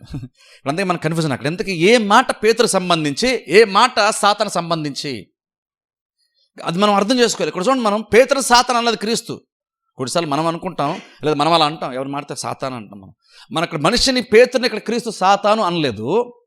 ఇక్కడ నిజంగానే పేతుర్ని ప్రేరేపించిన సాతాన్ని క్రీస్తు గుర్తించగలిగారు. ఆ ముందేమో పరలోకం తండ్రి నీకు బయలుపరిచారు పేతురు, లేదా నీకు ఇది అర్థమయ్యేదే కాదని. ఎలాగైతే క్రీస్తు పేతురు ఒక మంచి మాట మాట్లాడినప్పుడు పేతురు ఎంత మంచోడివి అనలేదు, లేదా నీకన్నా నేను బాగా అర్థమయ్యాను అని అనలేదు. పేతురు ఇది కూడా నీకు దేవుడు బయలుపరిస్తే నీకు అర్థమైంది అన్నారు. అలా కిందకు వచ్చేసరికి వెంటనే మళ్ళీ అదే పేతురు వేరే విషయాన్ని మాట్లాడినప్పుడు వెంటనే క్రీస్తుకి వెంటనే అర్థమైపోయింది. ఇంతకుముందు ఆత్మ ఇప్పుడు పేతురు ఇప్పుడు ప్రేరేపించినటువంటి ఆత్మ రెండు ఒకటి కాదు. ఇంతకుముందు వేరే ఆత్మ, ఇప్పుడు వేరే ఆత్మ అనే విషయము క్రీస్తుకి అర్థమైపోయింది. ఆ స్ప్లిట్ సెకండ్లో నా కొద్ది మొమెంట్లోనే ఒక మనిషి దేని చేతన అలా ప్రేరేపించబడతాడో ఒకసారి ఆలోచించండి. ఆ మొమెంట్లో దేవుడు ప్రేరేపించాడు కాబట్టి ప్రతిసారి దేవుని ప్రేరేపణ ఉంటుందని గ్యారంటీ లేదు. అందుకని క్రీస్తు ఇక్కడ మాట్లాడుతూ ఇక్కడ పేతురు సాతాను చూసి ఏమన్నారంటే, అలా మాట్లాడిన తర్వాత ఇప్పుడు అన్నారు చూడండి, అది నీకు ఎన్నడూ దూరమవునుగా అన్న తర్వాత క్రీస్తు అన్నారు వెనుకొక పొమ్ము అన్న తర్వాత ఇక్కడ అంటున్నారు చూడండి, నీవు నాకు అభ్యంతర కారణమై ఉన్నావు అంటూ ఇప్పుడు చూడండి పేతురు గురించి అంటున్నారు, నీవు మనుషుల సంగతులను ఆలోచిస్తున్నావు పేతురు. అంటే అర్థం ఏంటంటే పేతురు సాతాను ఎలా ప్రేరేపించాడు అంటే, పేతురు తెలియకుండానే బలవంతంగా ఏదన్నా పేతురుతో పలికించేశాడు సాతానుడు కాదు. అలా పలకటానికి పేతురు దురాత్మకు సపోర్ట్ చేశాడు. మనం ఏమనుకుంటామంటే, దయ్యాలు పట్టి పీడం పడుతుంటే అది చాలా డేంజరస్ అనుకుంటాం. మీకు తెలుసా, నేను అడిగితే అది ఇంకా క్లియర్ కనబడుతుంది. ఒక వ్యక్తిని కనుక, ఒక విశ్వాసం అయినా సరే అవిశ్వాసం అయినా సరే, దయ్యం పడితే అనే విషయం క్లియర్గా తెలిసిపోతుంది. కానీ ఒక విశ్వాసాన్ని సాతాను ప్రేరేపిస్తే అది తెలియదు. తెలుసా, అది కనిపించినటువంటి ప్రమాదం ఇది. నువ్వు గుర్తించు తెలుసా. ఏది డేంజరు? ఒక మనిషిని దురాత్మ పట్టి పీడించి ఆ బైబిల్ మనం చూసినట్టుగా నీళ్ళల్లో అగ్నిలో పడేయటం డేంజరా, లేదా అసలు బయట కనబడకుండా ఒక మనిషి ఏం మాట్లాడాలనుకుంటూ లోపల సాతాను ప్రేరేపించేస్తే ఒక మనిషి మాట్లాడేస్తున్నాడు. ఏది డేంజరస్ తెలుసా? నన్ను అడిగితే ఈ రెండోది డేంజరస్. దయ్యం పట్టి పీడన పడుతున్నటువంటి ఆ ప్రమాదం కంటే, దయ్యంని శరీరాన్ని పట్టుకొని పీడించడం కంటే, నీ మనస్సును ప్రేరేపించి నీతో అనురాని మాట్లాడేస్తారు చూసారా, అది ఇంకా ప్రమాదం ఉంటాం. అది ఇంకా నీకు కూడా ఇంకా డేంజర్ తెలుసా. అది మనం దెయ్యం పట్టేస్తారు పెద్ద డేంజర్ అనుకుంటున్నాను అంటే అది పెద్ద డేంజర్ కాదు. అది అందరూ తెలిసిపోతుంది. నన్ను అడిగితే ఇక్కడ దెయ్యం పట్టేటువంటి వాడికి కూడా అందులో చదువురాక బయట రావాలన్నటువంటి ఒక కోరిక ఆశ ఉంటుంది తెలుసా. ఎందుకంటే వాడికి కూడా ఇబ్బంది. కానీ ఇలాంటిది తెలుసా, ఇలాంటిది నీకు తెలియ కూడా తెలియదు. అది సాతాను ప్రేరేపించా నీకు తెలియ కూడా తెలియదు. నీకు తెలియకుండానే సాతాను నిన్ను ప్రేరేపించేస్తే నిన్ను వాడేసుకుంటాడు ఆలోచన రూపంలో. ఎందుకంటే ఆలోచనలో కొన్ని కార్యాలు ఉంటాయి. ఆలోచన రూపంలో నీ మనసులో ఓ తలంపిస్తాడు, దాన్ని బట్టి నోరు మాట్లాడేస్తుంటుంది తెలుసా. అలా ఇక్కడ పేతురు మాట్లాడితే యేసుక్రీస్తు సాతాను గుర్తించారు. వెనకాల అక్షరాల సాతాను గుర్తించి సాతానుతో మాట్లాడిన ఆ తర్వాత అన్నారు, పేతురు నువ్వు మనిషి సంగతులను ఆలోచిస్తున్నావు అంటే. ఇంకో రకంగా చెప్పాలంటే మనకి అర్థమవుతుందంటే, పేతురుని సాతాను ప్రేరేపించడానికి గల కారణం ఏంటంటే, మనుష్య సంగతులే పేతురు ఆలోచిస్తున్నాడు. అంటే సింపుల్ చెప్పండి, నువ్వు భౌతికంగా మాత్రమే నువ్వు ఆలోచిస్తున్నావు. నువ్వు భౌతికంగా మాత్రమే నువ్వు ఆలోచిస్తుంటే అర్థం ఏంటంటే, నువ్వు ఆత్మను అనుసరించట్లేదని అర్థం. నువ్వు ఆత్మను అనుసరించినప్పుడు పరిశుధాత్మ దేవుడు నిన్ను ప్రేరేపించట్లేదని అర్థం. ఆవిడ పరిశుధాత్ముడు ప్రేరేపించకపోతే ఇంకే ఆత్మ ప్రేరేపిస్తాడు? అప్పుడు నిన్ను ఖచ్చితంగా దురాత్మ ప్రేరేపిస్తాడు. నా మైండ్ కనుక నేను బోధించడానికి వచ్చేటప్పుడు కనుక నా మైండ్ కనుక నేను పీస్ఫుల్గా పెట్టుకొని నేను ఆ పరిశుద్ధాత్మకు చూన్ అవ్వలేదు అనుకోండి, అప్పుడు ఆటోమేటిక్గా ఎవరు చూన్ అవుతారు? ఖచ్చితంగా దురాత్మే ప్రేరేపిస్తాడు. అంటే శరీరానుసారంగా ఆలోచించేటప్పుడు నువ్వు భౌతికంగా మాత్రం ప్రతిదీ చూస్తూ, నువ్వు భౌతికంగా అర్థం చేసుకుంటూ, ఎంతసేపు భౌతికంగా మాట్లాడుతూ, ఆత్మ పన్యాసమై నా చుట్టూ మనుషులను ప్రేరేపించిన ఆత్మను ఉంటాను గ్రహించినప్పుడు, ఖచ్చితంగా నీకు అజ్ఞానం ఉన్నప్పుడు అజ్ఞానాన్ని బేస్ చేసుకొని సాతాను కూడా నేను ప్రేరేపిస్తాడు తెలుసా. ఎందుకంటే ఈ రోజుల్లో మనం అందుకని ప్రతి ఆత్మ నమ్మకం అంటే అర్థం ఏంటంటే, నిన్ను ప్రేరేపించేటువంటి వాళ్ళు లేదా నీ చుట్టూ ఉన్నటువంటి వారిని ప్రేరేపించేటువంటి ఆత్మలు ఏంటంటే తెలుసుకోవడం చాలా చాలా ఇంపార్టెంట్ మనకి ఈ రోజుల్లో. ఎంతసేపు మనుషులను చూస్తాం, మనుషులు చూడద్దు. ఇప్పుడు ఎవరు నీ గురించి చెడుగా మాట్లాడారనుకో, నేనేమంటాను తెలుసా, నువ్వు మనిషిని చూడద్దు, ఆ మనిషిని ఆత్మను గుర్తించితే నువ్వు నిజంగా నువ్వు ప్రమాదం తప్పించుకుంటావు. ఎంతసేపు మనిషిని చూసి మనిషిని పట్టుకొని నువ్వు మనిషి నా గురించి ఎలాగానే చెడు నువ్వు సనుక్కుంటూ కూర్చున్నావు అనుకో, అర్థం ఏంటంటే నువ్వు ఈజీగా సాతాను టార్గెట్ ఆల్రెడీ నువ్వు అయిపోయావని అర్థం. ఆల్రెడీ నువ్వు సాతాను కూర్చోలో ఆల్రెడీ నువ్వు ఉన్నాను అర్థం. సాతాను కూడా కావాల్సింది యాక్చువల్గా అదే తెలుసా. సాతాను దాక్కుని ఎలా పనిచేస్తాడంటే, అసలు వాడు కనబడకుండా వేరే దేన్నో డైవర్ట్ చేసి నెట్టేషన్ దాని మీద చూపిస్తాడు. ఎందుకంటే నువ్వు అప్పుడు వేరే దేనితోనో పోరాడుతుంటావు, కానీ యాక్చువల్ నీ శత్రువు అది కాదు. నీ నిజమైన శత్రువును గుర్తించినప్పుడు నీ నిజమైన శత్రువుతో నువ్వు పోరాడవు. నీ నిజమైన శత్రువుతో నువ్వు పోరాడినప్పుడు నీకు విజయం ఎలా వస్తుంది? ఫస్ట్ నువ్వు గెలవాలంటే అర్థం ఏంటి? నీ నిజమైన శత్రు ఎవరో గుర్తించాలి కదా. నిజమైన శత్రువును గుర్తిస్తే అప్పుడు శత్రువుతో నువ్వు పోరాడతావు. ఇక నువ్వు మనుషులను చూసి నువ్వు ఆత్మను చూడలేదనుకో, నువ్వు నువ్వు నువ్వు యాక్చువల్ నువ్వు సరైన శత్రువును గుర్తించలేదు, అందుకే నువ్వు వేరేగా ఫైట్ చేస్తున్నావు. అప్పుడు నీకు విజయం కూడా నీకు రానే. అందుకే నువ్వు సరైన శత్రువుతో నువ్వు పోరాడట్లేదు, అసలు శత్రువు ఎవరు నువ్వు గుర్తించలేదు. అందుకని నీ యుద్ధానికి అర్థమే లేదు, నీకు అందులో విజయమే రాదు. అందుకని యేసుక్రీస్తు ఎంత జ్ఞానవంతుడంటే, ఎంత ఆత్మచేత నడిపింపబడతాడంటే, ఆయన పేతురు ఆ మాట అనగానే వెంటనే పేతురు నీకు ఎంత ప్రేమ అనలేదు. అది వినడానికి చాలా మంచి మాట, సెంటిమెంట్లు ఉండే మాట. ఏదో యేసుక్రీస్తు మీద శిష్యులందరికంటే పేతురికి పాపం ప్రేమ ఎక్కువేమో, మళ్ళీ ఒకసారి ప్రూవ్ అయిపోయింది పేతురు నా మీద చాలా ప్రేమ అని యేసుక్రీస్తు అలా అనుకోలేదు. తెలుసా ఏమన్నారు? సాతాను వెనుకకు అని పేతురు నువ్వు ఎంతసేపు నువ్వు భౌతికంగానే ఆలోచిస్తున్నావు నా గురించి, నువ్వు ఆత్మీయంగా నువ్వు ఆలోచించుంటే ఈసారి కూడా బహుశా వేరే ఆత్మచేత నువ్వు దేవుని ఆత్మచేత నువ్వు ప్రేరేపింపబడేవాడివి. ఈసారి నువ్వు భౌతికంగా ఆలోచించావు కాబట్టి వేరే ఆత్మ నిన్ను ప్రేరేపించాడు. దేవుని ఆత్మలను ప్రేరేపించాలంటే నీ మైండ్ అవైలబిలిటీలో ఉండాలి. తెలుసా దేవుడు నేను ఎప్పుడు ప్రేరేపిస్తాడు తెలుసా? నువ్వు భౌతికంగా ప్రతిదీ ఆలోచిస్తూ కూర్చుంటే ఆత్మ నిన్ను ప్రేరేపించినా నువ్వు చోటు ఇవ్వట్లేదు ఆత్మకి. చెప్తున్నా చూడండి, పరిశుద్ధాత్మలను ప్రేరేపించాలంటే ఆలోచనకర్త అయినటువంటి పరిశుద్ధాత్ముడి యొక్క ఆలోచన ఒకటి ఇవ్వాలంటే అది వాక్యం వినేటప్పుడు కావచ్చు, వాక్యం ధ్యానించినప్పుడు కావచ్చు, లేదా జనరల్గానే సరే ఆలోచన ఇవ్వాలంటే నువ్వేం చేయాలి? నువ్వు పరిశుద్ధాత్మ మీద మైండ్ పెట్టాలి. అంటే ఆత్మ విషయాల మీద నువ్వు మైండ్ పెడితే అప్పుడు పరిశుద్ధాత్మ నిన్ను ప్రేరేపిస్తాడు. తెలుసా ఎంతసేపు మనం భౌతికంగా మాత్రం ఆలోచించుకున్నాం అనుకోండి, నువ్వు చర్చిలో కూర్చున్నప్పుడు భౌతికంగా ఆలోచిస్తే నువ్వు ఎంతసేపు నీ భౌతికమైనటువంటి అలాగనే నువ్వు వెళ్తావు, అలాగనే చర్చిలో కూర్చుంటావు, అలాగనే పాటలు పాడతావు, అలాగనే వాక్యం వింటావు, నువ్వు అలాగనే వెళ్ళిపోతావు. కానీ ఈ మూమెంట్ అనేటువంటిది, ఇక్కడ పాటలు అనేటువంటివి, ఇక్కడ వాక్య పరిచయం అనేటువంటిది ఆత్మ ద్వారా జరిగేటువంటి కార్యాలు కాబట్టి నువ్వు ఆత్మీయంగా నువ్వు ఆలోచిస్తే, నువ్వు భౌతికమైన దాటి నువ్వు చూడగలిగితే పరిశుద్ధాత్ముడిని ప్రేరేపిస్తాడు. తెలుసా అప్పుడు పరిశుద్ధాత్ముడు ప్రేరేపించేటప్పుడు అది నేను బోధించేది నీకు చాలా క్లియర్గా అర్థమవుతుంది. నేను బోధించేది మీకు క్లియర్గా అర్థమవుతుంది. నేను బోధించేది కరెక్టే అన్న విషయం కూడా బహుశా పరిశుద్ధాత్ముడు నీకు లోపల ఒక సాక్ష్యం పలుకుతాడు. అప్పుడు నువ్వు సత్యాన్ని గ్రహిస్తావు. అప్పుడు నీకు నిజంగా నీకు నేను ఏదో బంధించేటువంటి కార్యం ఏదో నీకు సంఖ్యలో తెగి నువ్వు ఫ్రీ అయిన ఫీలింగ్ నీకు వస్తుంది. తెలుసా సత్యాన్ని గ్రహిస్తే నీ ఆత్మక ఫీలింగ్ కలుగుతుంది. నిజంగానే ఓ తెలియని ఒక స్వాతంత్రం వస్తుంది, తెలియని ఒక సంతోషం వస్తుంది, ఒక ధన్యత లాంటి భావం నీకు కలుగుతుంది యాక్చువల్గా. అందుకని ఇక్కడ పేతురుని క్రీస్తు అన్నారు నువ్వు ధన్యుడో పేతురు అన్నారు. ఎందుకని? ఎంతమంది తెలియనటువంటి ఒక విషయము ఈ మొమెంట్లోనే తెలిసిపోయింది, నువ్వు ధన్యుడు. అందుకని వాళ్ళు తెలుసుకున్నావు నువ్వు ధన్యుడో పేతురు అన్నారు. కానీ వాళ్ళు తెలుసుకోవాలంటే ఎలా తెలుసుకుంటావు? నేను బోధించేవాడు నేను కాబట్టి నేను తెలుసుకుంటే సరిపోద్ది, మీరు తెలుసుకున్న అవసరం లేదని కాదు, మీరు తెలుసుకోవాలి. కానీ మీరు ఎలా తెలుసుకుంటారంటే ఆత్మ ప్రేరేపణ కొరకు మీరు ఎదురు చూస్తే, మీరు కూడా ఆత్మీయంగా ఆలోచిస్తే. ఎందుకంటే చూడండి, చర్చ జరుగుతుంటే ఏం చేయాలి? మనం దేవుని మీద మైండ్ పెట్టడం చాలా ఇంపార్టెంట్. తెలుసా నీ చుట్టూ ఏం జరుగుతుంది దాని మీద కాదు నువ్వు పెట్టాల్సిన మైండ్, దేవుని మీద మైండ్ పెట్టాలి. నువ్వు పరిశుద్ధాత్మ మైండ్ పెట్టాలి. నీ మైండ్ని దేవుని కోసం నువ్వు ట్యూన్ చేసుకుంటున్నావు. తెలుసా అప్పుడు నీ మైండ్ క్రీస్తు దేవునికి అనుకూలం ఉన్నప్పుడు అప్పుడు నీ మనసులో తలంపు పెడతాడు. లేదంటే అప్పుడు నేను వాక్యం బోధిస్తున్నప్పుడు అప్పుడు నువ్వు కొన్ని విషయాలు గూఢమైన సంగతులు నువ్వు గ్రహించటానికి నీ మనోనేత్రాలను దేవుడు తెరుస్తాడు, లేదా వెలిగిస్తాడు. పౌలు భాషలో చెప్పాలంటే వెలిగిస్తాడు. అప్పుడు విషయాలు కొన్ని తెలుసుకుంటావు. అందుకంటే చూడండి, అందుకనే ప్రేరేపణ ఎలా వస్తుంది? అందుకంటే చూడండి, అందుకనే వాక్య బోధించాలంటే అందుకని ప్రిపరేషన్ అండ్ టైం చాలా అందుకు ఇంపార్టెంట్. తరచూ చెప్తాను చూసారా. ఎందుకని ప్రిపరేషన్ టైం ఎందుకు ఇంపార్టెంట్? ఊరిని భయపడిన ఏదో నేను చదివేసుకుంటాను కాదు. ఎక్కువ ఆలోచిస్తున్నప్పుడు ఏమో జరుగుతుంది అంటే మన మైండ్ దీనికి అనుకూలంగా ఉన్నప్పుడు దేవుడు చాలా తలంపులు పెడతాడు మన మనసులోకి.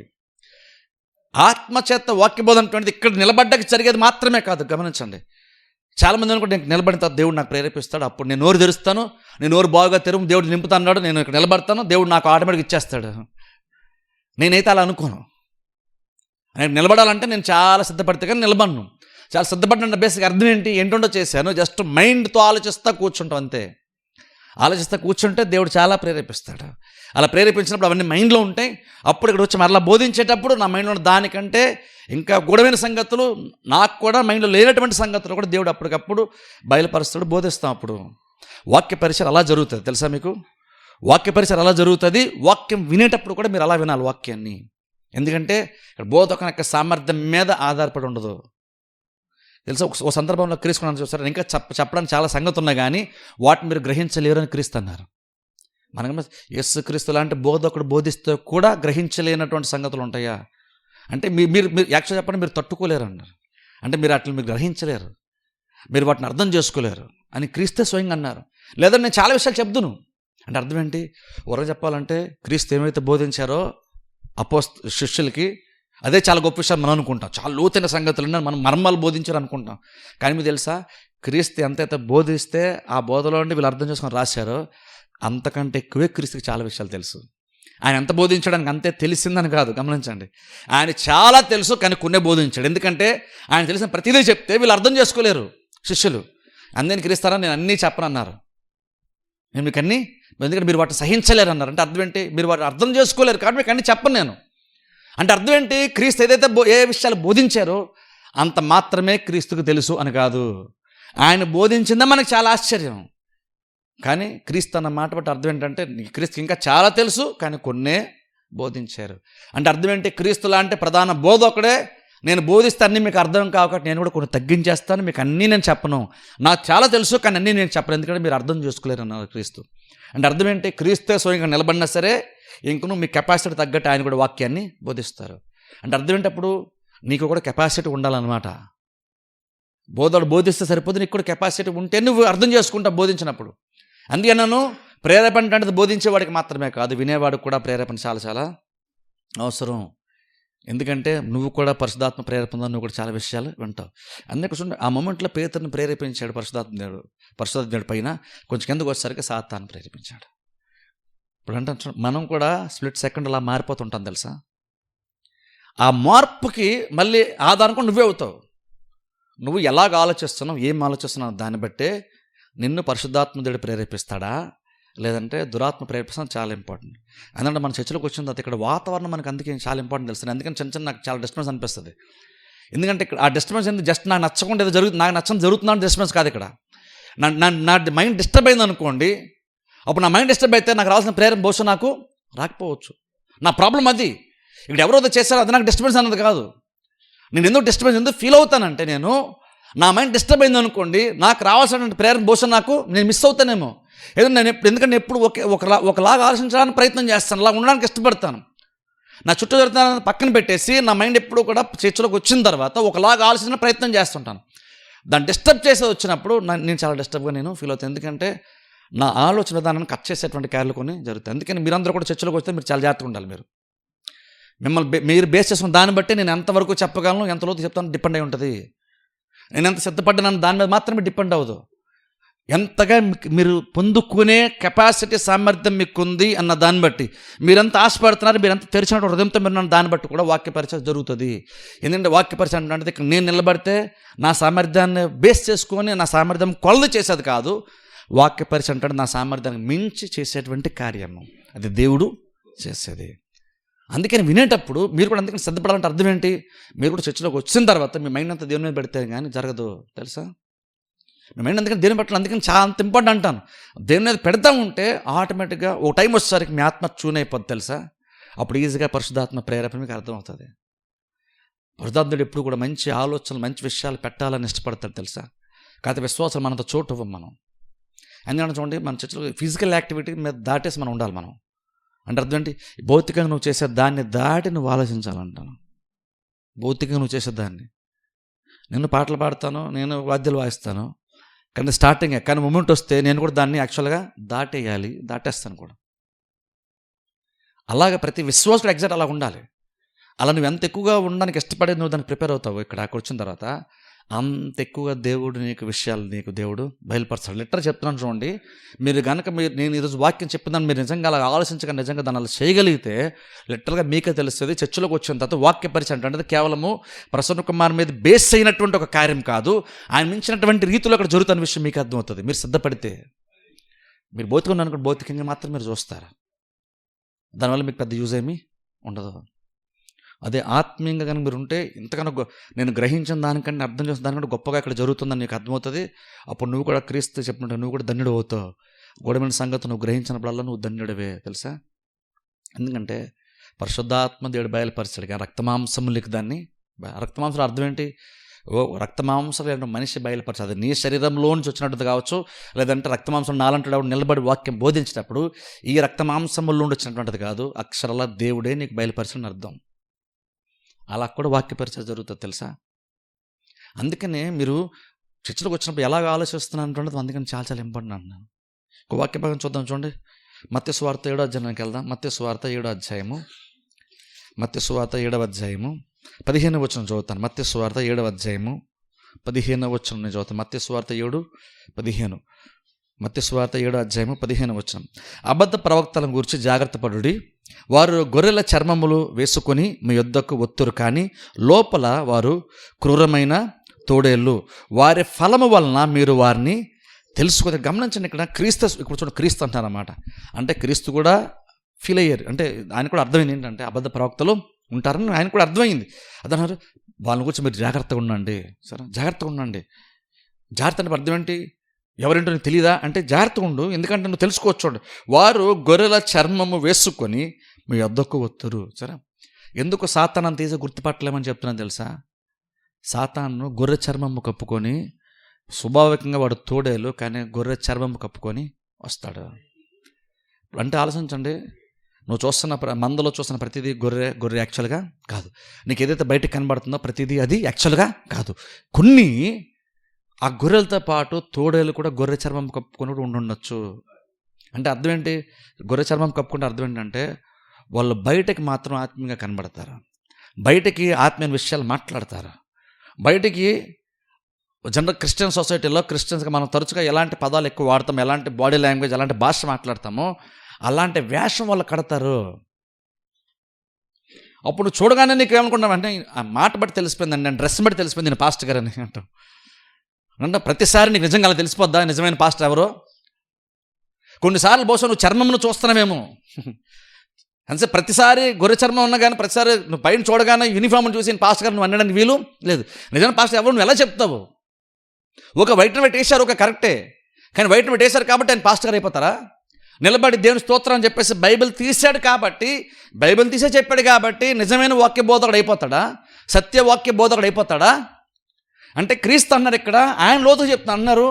వాళ్ళు ఏంటంటే లోపల యాక్చువల్ తోడేళ్ళు, కానీ గొర్రె చర్మం కప్పుకుంటారు. అప్పుడు నువ్వు పైన వేషం చూసి ఈయన మంచోడిని చెడ్డోడని అనొద్దు. నువ్వు జడ్జిమెంట్ ఇవ్వాలనుకున్నప్పుడు, నిర్ణయం తీసుకునేటప్పుడు నువ్వు ఇంకా లోతుగా ఆలోచించాలి. నీకు పైన కనిపించింది మాత్రమే బేస్ చేసుకోవద్దు. నువ్వు పైన కనిపించింది బేస్ చేసుకొని చెప్పొద్దు. లోతుగా నువ్వు ఆలోచించి అప్పుడు నిజమైన బోధకుడు ఎవరు, నిజమైన సేవడు ఎవరు నువ్వు గుర్తించి అంటున్నారు క్రీస్తు. ఎందుకంటే గొర్రె చర్మం కప్పుకున్నప్పుడు నువ్వు కూడా ఆటోమేటిక్గా యాక్సెప్ట్. ఎందుకంటే నిజమైన గొర్రెలు చాలా ఉంటాయి, నిజమైన సేవకులు చాలామంది ఉంటారు. వాళ్ళలాగానే సాతాను కొంతమందిని ప్రేరేపిస్తే కొంతమంది పాస్టర్ లాగానే వేషం కడతారు. ఎందుకంటే సాతాను కూడా చూడండి వెలుగుదూత వేషం ధరించుకొని వస్తాడు బైబిల్లో ఉంది. అంటే దేవుని యొక్క దూతలాగా సాతాను కూడా వెలుగుదూత వేషంతో వస్తాడు. అది వేషం మాత్రమే, నిజమైన వెలుగుదూత కాదు. అలాగనే గొర్రె చర్మం కప్పుకున్న తోడేలు కూడా చాలామంది వస్తారు. కాబట్టి మీరు జాగ్రత్తగా ఉండండి అంటున్నారు క్రీస్తు. ఎందుకు వస్తారు ప్రభు? గొర్రె చర్మం కప్పుకుని మాకు ఎలా తెలుస్తుంది? ఎలా తెలుస్తుంటే ఇక్కడ క్రీస్తు అంటున్నారు చూడండి, వాళ్ళని గుర్తించలేవు ఎందుకంటే గొర్రె చర్మం కప్పుకుంటే కాబట్టి నీకు అర్థమే కాదు అంటారు క్రీస్తు. ఇక్కడ అంటున్నారు చూడండి 16 వచనం అంటున్నారు చూడండి, వారి ఫలము వలన మీరు వారిని చూసారా, గొర్రె చర్మం కప్పుకున్నారు కాబట్టి మనకు తెలియకుండా పోద్దా అంటే క్రీస్తు అంటున్నారు గొర్రె చర్మం కప్పుకున్న తర్వాత కూడా నువ్వు గుర్తించగలవు. ఎలాగా? వారి ఫలము వలన నీకు తెలుస్తుంది. ఇప్పుడు అంటాను చూడండి, ఫలం అంటే అర్థం ఏంటంటే ఏదో ఒక్కదాన్ని బేస్ చేసుకొని కాదు, నువ్వు లోతుగా అంటే నువ్వు చాలా విషయాలు చూస్తేనే, నువ్వు చాలా విషయాలు కన్సిడర్ చేస్తేనే, నువ్వు చాలా ఆ వ్యక్తి చేసేటువంటి చాలా కార్యాలు నువ్వు పరిధిలోనికి తీసుకొని నువ్వు ఆలోచించి వాక్యాన్ని బేస్ చేసుకొని పరీక్షిస్తేనే ఆయన గొర్రె చర్మం కప్పుకున్నటువంటి తోడేలా లేదా నిజమైన సేవకుడు నేను ఎప్పుడే తెలుస్తుంది నీకు. ఏదో ఒక్కదాన్ని బేస్ చేసుకోకూడదు. ఒక్కదాన్ని బేస్ చేసుకోకూడదు అని చెప్తుంటే అర్థం ఏంటంటే ఇప్పుడు జస్ట్ నేను ఈరోజు నిలబడి కొంచెం ఎప్పుడైనా ఒక మొమెంట్లో వాక్యం చెప్పాను అనుకోండి, బహుశా నేను చాలా సీరియస్గా కోపంగా బహుశా వాక్యం చెప్పాను అనుకోండి, అప్పుడు అది మీకు నచ్చదు కాబట్టి మీరు ఇప్పుడు ఏమనుకోవచ్చు, నేను కోపం చెప్పానంటే బహుశా సాతానుడు అయి ఉంటాడేమని మీరు అనుకోవచ్చు. నన్ను ఒక్కటి బేస్ చేసుకోవద్దు. వారి ఫలము వల్ల అంటే అర్థం ఏంటంటే నువ్వు అక్కడ మీనింగ్ బేసిక్ అర్థం ఏంటంటే ఫలములు అంటే అర్థం ఏంటంటే నువ్వు చాలా ఆలోచించు. ఒక్కదాన్ని బేస్ చేసుకోవద్దు. ఒక్కదాన్ని బేస్ చేసుకొని మంచోడు అనేద్దు, మంచి మాట మాట్లాడారు కాబట్టి అని, అలా ఒకటి నీకు నచ్చలేదు కాబట్టి అని బేస్ చేసుకొని చెడ్డదనేద్దు. నువ్వు వారి ఫలము వల్ల అంటే అర్థం ఏంటంటే నువ్వు చాలా దృష్టిలో పెట్టుకోవాలి. నువ్వు అంటే ఈరోజు బేస్ చేసుకోవద్దు, ఇంకా నువ్వు చాలా వెనక్కి వెళ్ళాలి, వెనక్కి వెళ్ళి ఆలోచించాలి జరిగిన ప్రతి కార్యము. అలాగే కొంచెం ముందుకు బహుశా వెళ్ళి ఆలోచించాలి. ఆ తర్వాత అప్పుడు నిజముగా ఆ వ్యక్తి నిజమైన సేవకుడో కాదో నీకు అప్పుడు తెలుస్తుంది. వారి ఫలం వలన అర్థం ఏంటి? అప్పటికప్పుడు నువ్వు చెప్పేయద్దు, అప్పటికప్పుడు నీకు అది తెలియదు, పరిశీలించు, కొంత టైం వెయిట్ చేయి, నీకు తెలిసిపోద్ది నిజమైనటువంటి పాస్టర్ ఎవరో లేదంటే అబద్ధపు బోధడు ఎవరో నీకు నిజంగా అప్పుడు నీకు తెలుస్తుంది. ఎప్పుడు? వారి ఫలము వలన తెలుస్తుంది. వారి ఫలముల వలన అంటే అర్థం ఏంటంటే నువ్వు కొంతకాలం వెయిట్ చేయి. ఒక్కటి బేస్ చేసుకొని అనద్దు, చాలా పరిధిలోనికి తీసుకొని అసలు ఏ విధానంలో ప్రతిదీ చెప్తున్నారు, ఏ విధానం ప్రతిదీ జరుగుతుంది, దాని వెనకాల ఈ ఉద్దేశం ఏమిటి, ప్రతిదీ పరిశీలించిన తర్వాత అప్పుడు నువ్వు జడ్జిమెంటు ఇవ్వాలి. ఇప్పుడు చాలామంది ఏమంటారు, ఇప్పుడు అన్నాం అనుకోండి, ఎందుకంటే ఈ 7వ అధ్యాయంలోనే మొదటి వచ్చిన అక్కడ బైబిల్ యాక్షన్ మనం చూస్తాను, క్రీస్తు అంటారు మీరు తీర్పు తీర్చదప్పుడు మీరు తీర్పులోనికి మీరు వస్తారన్నారు.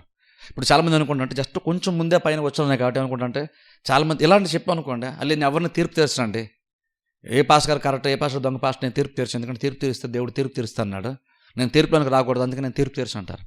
అంటే ఇక్కడ నువ్వు తీర్పు తీర్చమని చెప్పట్లేదు, నిన్ను జాగ్రత్త పడమని చెప్తున్నావు. ఏ ఆత్మచేత ప్రేరేపించబడే వ్యక్తి పరిచయం చేస్తున్నాడు, ఏ ఆత్మచేత వాక్యాన్ని బోధిస్తున్నటువంటిది, నువ్వు వ్యక్తిని తీర్పు తీర్చట్లేదు, నువ్వు ఆత్మను పరిశీలిస్తున్నావు అంతే, వ్యక్తిని కాదు. ఇక్కడ వ్యక్తిని తీర్పు తీర్చుకుంటే అర్థం ఏంటి, పర్సనల్గా వెళ్ళిపోతావు, వ్యక్తి మీదకి వెళ్ళిపోతావు, నీకు వ్యక్తి నచ్చట్లేదు కాబట్టి నువ్వు తీర్పు తీరుస్తున్నావు. నన్నదే నీ వ్యక్తి నీకు ఏ ఆత్మచేత ప్రేరేపించి నువ్వు అర్థం చేసుకొని అది వాక్యానుసారం లేకపోతే నువ్వు తప్పుకుంటావు అంతే, సింపుల్గా. నీకు వ్యక్తి మీద నీకు ద్వేషం ఏమీ ఉండదు, నువ్వు అంత పర్సనల్ వెళ్ళు, ఓకే వాళ్ళు బోధించింది కరెక్ట్ కాదు కాబట్టి నేను దాన్ని అంగీకరించను అంతే. అది తీర్పు, అది యాక్చువల్గా తీర్పు అది కాదు, ఎందుకంటే నువ్వు వ్యక్తిని తీర్పు తీర్చట్లేదు, నువ్వు ఆత్మని నువ్వు పరిశీలిస్తున్నావు. ఎందుకంటే స్వయంగా క్రీస్తే ఆ మాట చెప్పారు, నువ్వు వారి ఫలము వలన నీకు అది తెలుస్తుంది, ఫలం వలన తెలుస్తుంది. అందుకంటే చూడండి, ఈ రోజుల్లో చాలామంది పాస్టర్లు వచ్చేసి చాలామంది దేవుడిని పిలుచుకోవాలని చెప్పి చాలామంది సేవలు చేస్తూ, చాలామంది వాక్యాలు చెప్పేస్తూ, చాలామంది యూట్యూబ్లో వాక్యాలు పెట్టేస్తున్నప్పుడు ఇప్పుడు ఇంకెక్కువ మనం ఆలోచించుకోవాలి, ఏది నిజమైన పరిచర్య, ఎవరు నిజంగా సత్యవాక్యాన్ని చెప్తున్నటువంటిది వారి ఫలము వలన తెలుస్తుంది. అది ప్రాబ్లం అంటే ఈ రోజుల్లో మనం అంత దూరం ఆలోచించం, అంత ఎక్కువ టైం తీసుకోం. మనం సింపుల్ ఏదో ఒకటి నీకు నచ్చదో దాన్ని బేస్ చేసుకొని రాంగ్ అనేస్తావు.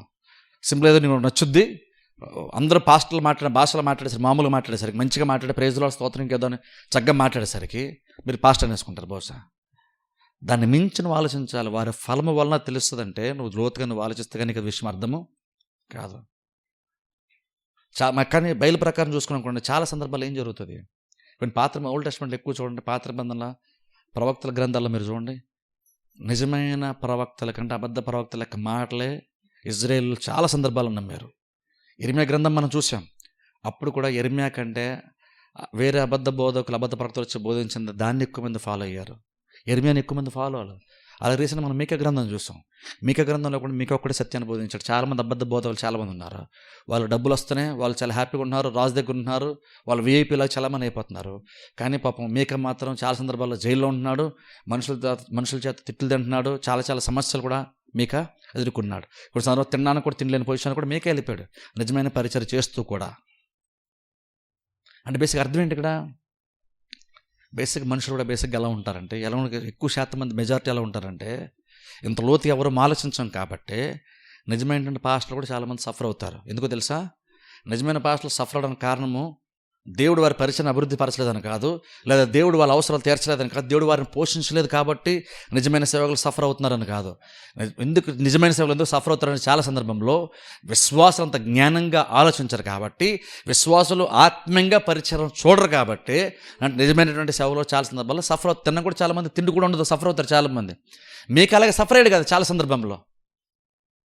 అలా ఎందుకు నిజమైన సేవకులు సిన్సియర్గా సేవ చేస్తూ, నిస్వార్థంగా సేవ చేస్తూ కూడా చాలామంది నిజమైనటువంటి సేవకులు ఎందుకు సఫర్ అవుతారు, చాలామంది దేశాల్లో ప్రాంతాల్లో ఎందుకు సఫర్ అవుతారంటే కారణం దేవుడు వారిని పోషించలేదని కాదు, లేదా వాళ్ళు ప్రాబ్లం అని కాదు, ప్రాబ్లం క్రిస్టియానిటీలో ప్రాబ్లం, విశ్వాసంలో ఎందుకంటే విశ్వాసాలు ఏంటంటే నిజమైన పరిచర్యని తెలుసుకోవడానికి ఇష్టపడలేదు.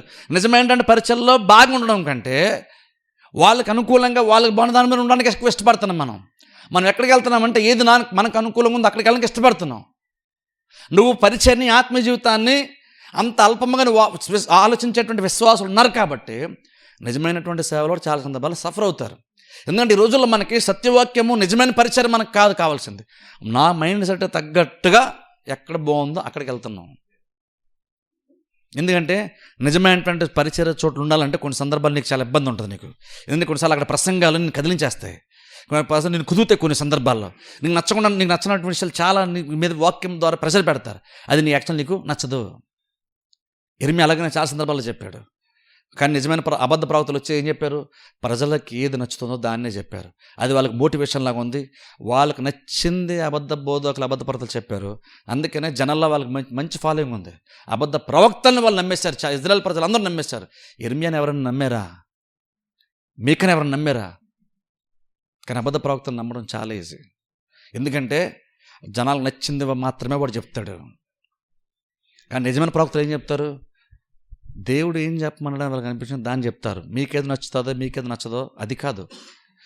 అందుకే కదా మిమ్మల్ని సంతోషపెట్టాలని ప్రయత్నం. యాక్చువల్గా నిజమైన పాస్టర్లు అయితే విశ్వాసం సంతోషపెట్టడానికి ట్రై చేయరు. విశ్వాసం సంతోషపెట్టడానికి వేరే వేరే కార్యాలు చాలా ఉంటాయి. అలాగని అంతేగాని వాక్యం ద్వారా ఏదో మీకు నచ్చింది మాత్రమే బోధించేసి మిమ్మల్ని పొగిడేసి అలాగా మీకు నచ్చినట్టుగా ఏదో చేసేసి మిమ్మల్ని హ్యాపీ ఫీలింగ్ ఇచ్చేసి పంపించడానికి అయితే నిజమైనటువంటి పరిచయం యాక్చువల్ అలాగున్నా జరగకూడదు. అందుకని చెప్పండి సరే, రేపు మీకు ఎక్కడికి వచ్చిన తర్వాత మీకు అలా కలిగినా సరే గుర్తుపెట్టుకోండి, ఆ ఒక్కదాన్ని బేస్ చేసుకోవద్దు. చాలా వెనక్కి వెళ్ళి ఆలోచించండి. అలా ప్రతిదీ ఆలోచిస్తే అప్పుడు వాళ్ళ క్రియలను బట్టి ఫలములను బట్టి మనకేంటో మనకి అర్థమవుతుంది. తెలుసా? అప్పుడు మనకు తెలుస్తుంది. తెస్సలోని పత్రికలో మాట ఉంది, చివరి చదువుకొని ముగించుకుందాం. చూడండి, అపోస్తల కార్యంలో 7వ అధ్యాయం. అపోస్తల కార్యం 7వ అధ్యాయం. అపోస్తల కార్యం 7వ అధ్యాయం 11వ వచనం. చాలాసార్లు మనం చూసిన మాట, మీ అందరూ తెలిసిన మాట. ఒకసారి నేను చదువుతాను. అపోస్తల కార్యము 17వ అధ్యాయం. అపోస్తల కార్యం 17వ అధ్యాయము 11వ వచనం. అపోస్తలు 17:11. వీరు తెస్సలోనికలో ఉన్న వారి కంటే గనులై ఉండిరి. ఎందుకని? గనుక వారు ఆసక్తితో వాక్యమును అంగీకరించి, గమనించండి, ఆసక్తితో వాక్యమును అంగీకరించి పౌలును శీలలను చెప్పిన సంగతులు అలాగునున్నవో లేవో అని ప్రతి దినమును లేఖనములు పరిశోధించుచు వచ్చిరి. చూసారా? ఇక్కడ పౌలు లాంటి మహాబోధకుడు బోధిస్తేనే కొంతమంది అంట పౌలు బోధించిన తర్వాత అంగీకరించారు. ఇంటికి వెళ్ళిన తర్వాత ఏం చేస్తారు తెలుసా? పౌలు ఇలా చెప్పాడు కదా, పౌలు అలా చెప్పడానికి కారణం ఏంటి? బేసిస్ ఏమై ఉండొచ్చు? ఏ వాక్యాన్ని బట్టి పౌలు ఈ స్టేట్మెంట్ చెప్తున్నాడు? దేని బేసిస్ పౌలు ఇలా మాట్లాడుతున్నాడు? ఏ బేసిస్ పౌలు ఇలా చెప్తున్నాడు అని ఏం చేస్తే బైబిల్ తిరిగేసంటే వాళ్ళని పరిశీలించారంట. తెలుసా? వాళ్ళు పరిశీలించారు. అలా పరిశీలించినప్పుడు బైబిల్ వాళ్ళని గొప్పలు అంటుంది, గనులు అంటుంది బైబిల్. వాళ్ళు మెచ్చుకుంటుంది బైబిల్. ఎందుకని? ఎవరేం చెప్పినా వినేయకుండా పౌలు బోధించి అంగీకరించారు. కానీ ఏం చేస్తుంది? ఇంటికి వెళ్ళిన మళ్ళీ వాళ్ళు విన్నటువంటి ప్రసంగాన్ని మళ్ళీ ఇంటికి వెళ్ళాక ఈరోజు మనం పౌలు ప్రసంగం చేసి మనం విన్నాం కదా, ఈరోజు నిజంగా ఏ బేసిస్ మీద పౌలు మాట చెప్పాడు అని మళ్ళీ ఇంటికి వెళ్ళాక బైబిల్ మళ్ళా తీసి తిరిగేస్తారు వాళ్ళు. మన చర్చకు వచ్చిన బైబిల్ తీస్తే సరిపోద్ది అనుకుంటున్నాం. మనకు అదే ఎక్కువ అనుకుంటున్నాం మనం. ఓకే, నేను బ్రహ్మాండ చర్చకి వెళ్ళిపోయాను, వాక్యం వినే సెన్స్ వచ్చాను అనుకున్నాం. కానీ వీళ్ళు వాక్యం మీద అంత శ్రద్ధ చూడండి, ఎంత వాక్యాన్ని అంత ప్రేమించుంటే వాళ్ళు అంత టైం స్పెండ్ చేశారు. పౌలు బోధించిన తర్వాత కూడా ఇంటికి వెళ్ళాక మళ్ళీ పౌలు అలా చెప్పాడు కదా, ఏ బేసిస్ మీద చెప్పుంటాడు పౌలు అని మళ్ళీ వాళ్ళు తిరిగేస్తారంట. బైబిల్ తిరిగేసి పరిశీలించే పని పాస్టర్లు అని అనుకుంటున్నాం మనం. సరే, పాస్టర్లు తిరిగేస్తారు, చెప్తారు. కానీ చెప్పిన తర్వాత దాన్ని మళ్ళీ పరీక్షించుకోవాల్సినటువంటి రెస్పాన్సిబిలిటీ విశ్వాసులదే కదా. అప్పుడు నేను మాట ఒక స్టేట్మెంట్ ఇచ్చినప్పుడు అది ఏ బేస్ మీద చెప్పాను మీరు కూడా లేఖనాలు తిరిగేసి మీరు కూడా పరిశీలించుకోవడం చాలా చాలా ఇంపార్టెంట్. ఇక్కడ నేను చెప్తున్నా, ఎక్కడైతే మీకు అంత ప్రాబ్లం రాదు, కానీ చెప్తున్నా అయినా సరే మీరు చేసుకోవచ్చు ఖచ్చితంగా. కానీ వేరే ప్రసంగాలు విన్నప్పుడు మాత్రం మీరు దాన్ని బేస్ చేసుకొని లేఖనాలు తిరిగేసి మీరు చూడాలి బైబిల్ ఎక్కడుంది తెలుసా. అది చాలా ఇంపార్టెంట్ తెలుసా. అది నేర్చుకోండి. సింపుల్ ఒక మాట, బైబిల్ ఎక్కడ ఉంది. ఎవరైనా ఏదని చెప్తారు బైబిల్ ఎక్కడుంది, వాళ్ళు బైబిల్లోనే తీస్తారు. అప్పుడు తీసిన తర్వాత నువ్వు బైబిల్ ఉందని నేను కాదు తీసిన, నిజంగా దాని మీనింగ్ అదేనా అది కూడా చూడాలి. నిజంగా వాళ్ళు బైబిల్లో వచ్చిన రెఫరెన్స్ తీసి చెప్పారు ఇదని, కానీ నిజంగా దాని మీనింగ్ అదేనా నువ్వు కూడా మళ్ళీ పరిశీలించాలి. ఎలా పరిశీలిస్తావు? నువ్వుగా అర్థం చేసుకో. దాని గురించి బైబిల్ మళ్ళీ వేరే చోట ఎక్కడో దాని అర్థం ఉంటుంది. వాళ్ళు తిరిగేసి చూసుకోవాలి ప్రతిదీ.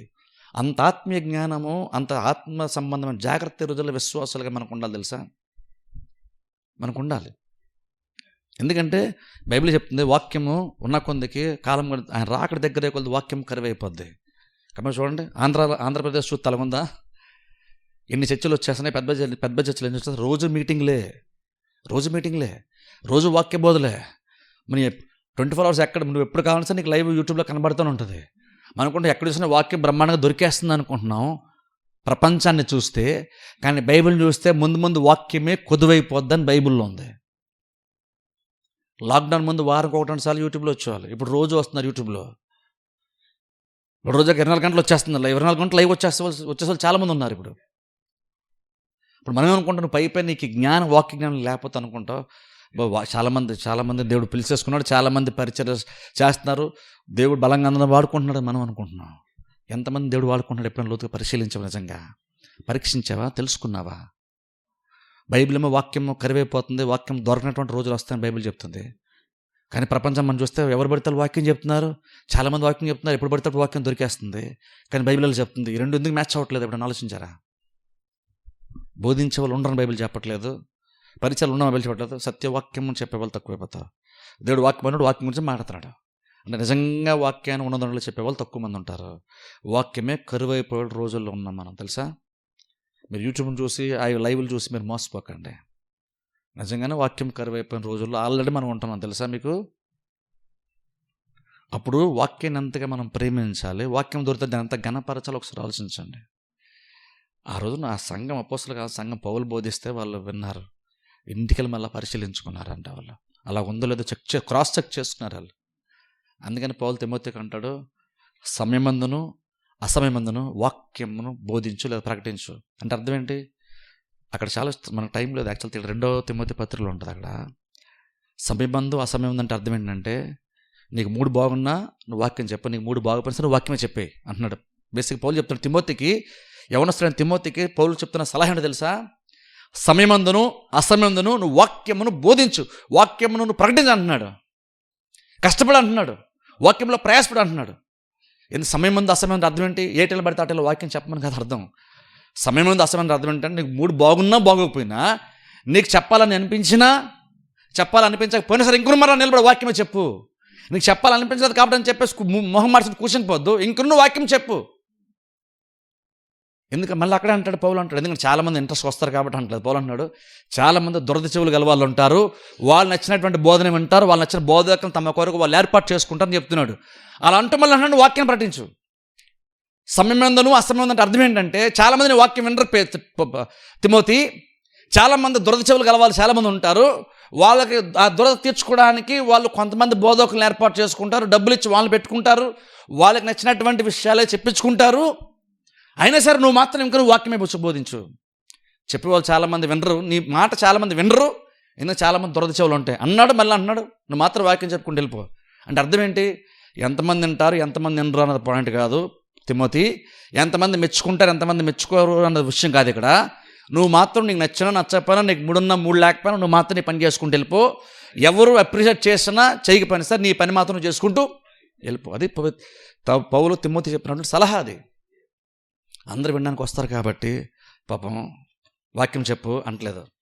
చాలామంది దురద చెవులు ఉంటాయి, వినడానికి ఇష్టపడరు. కానీ తిమోతి నువ్వు మాత్రము వాక్యమే చెప్పుకుంటూ వెళ్ళిపో. నువ్వు వాక్యం బోధించు, ప్రయాసపడు.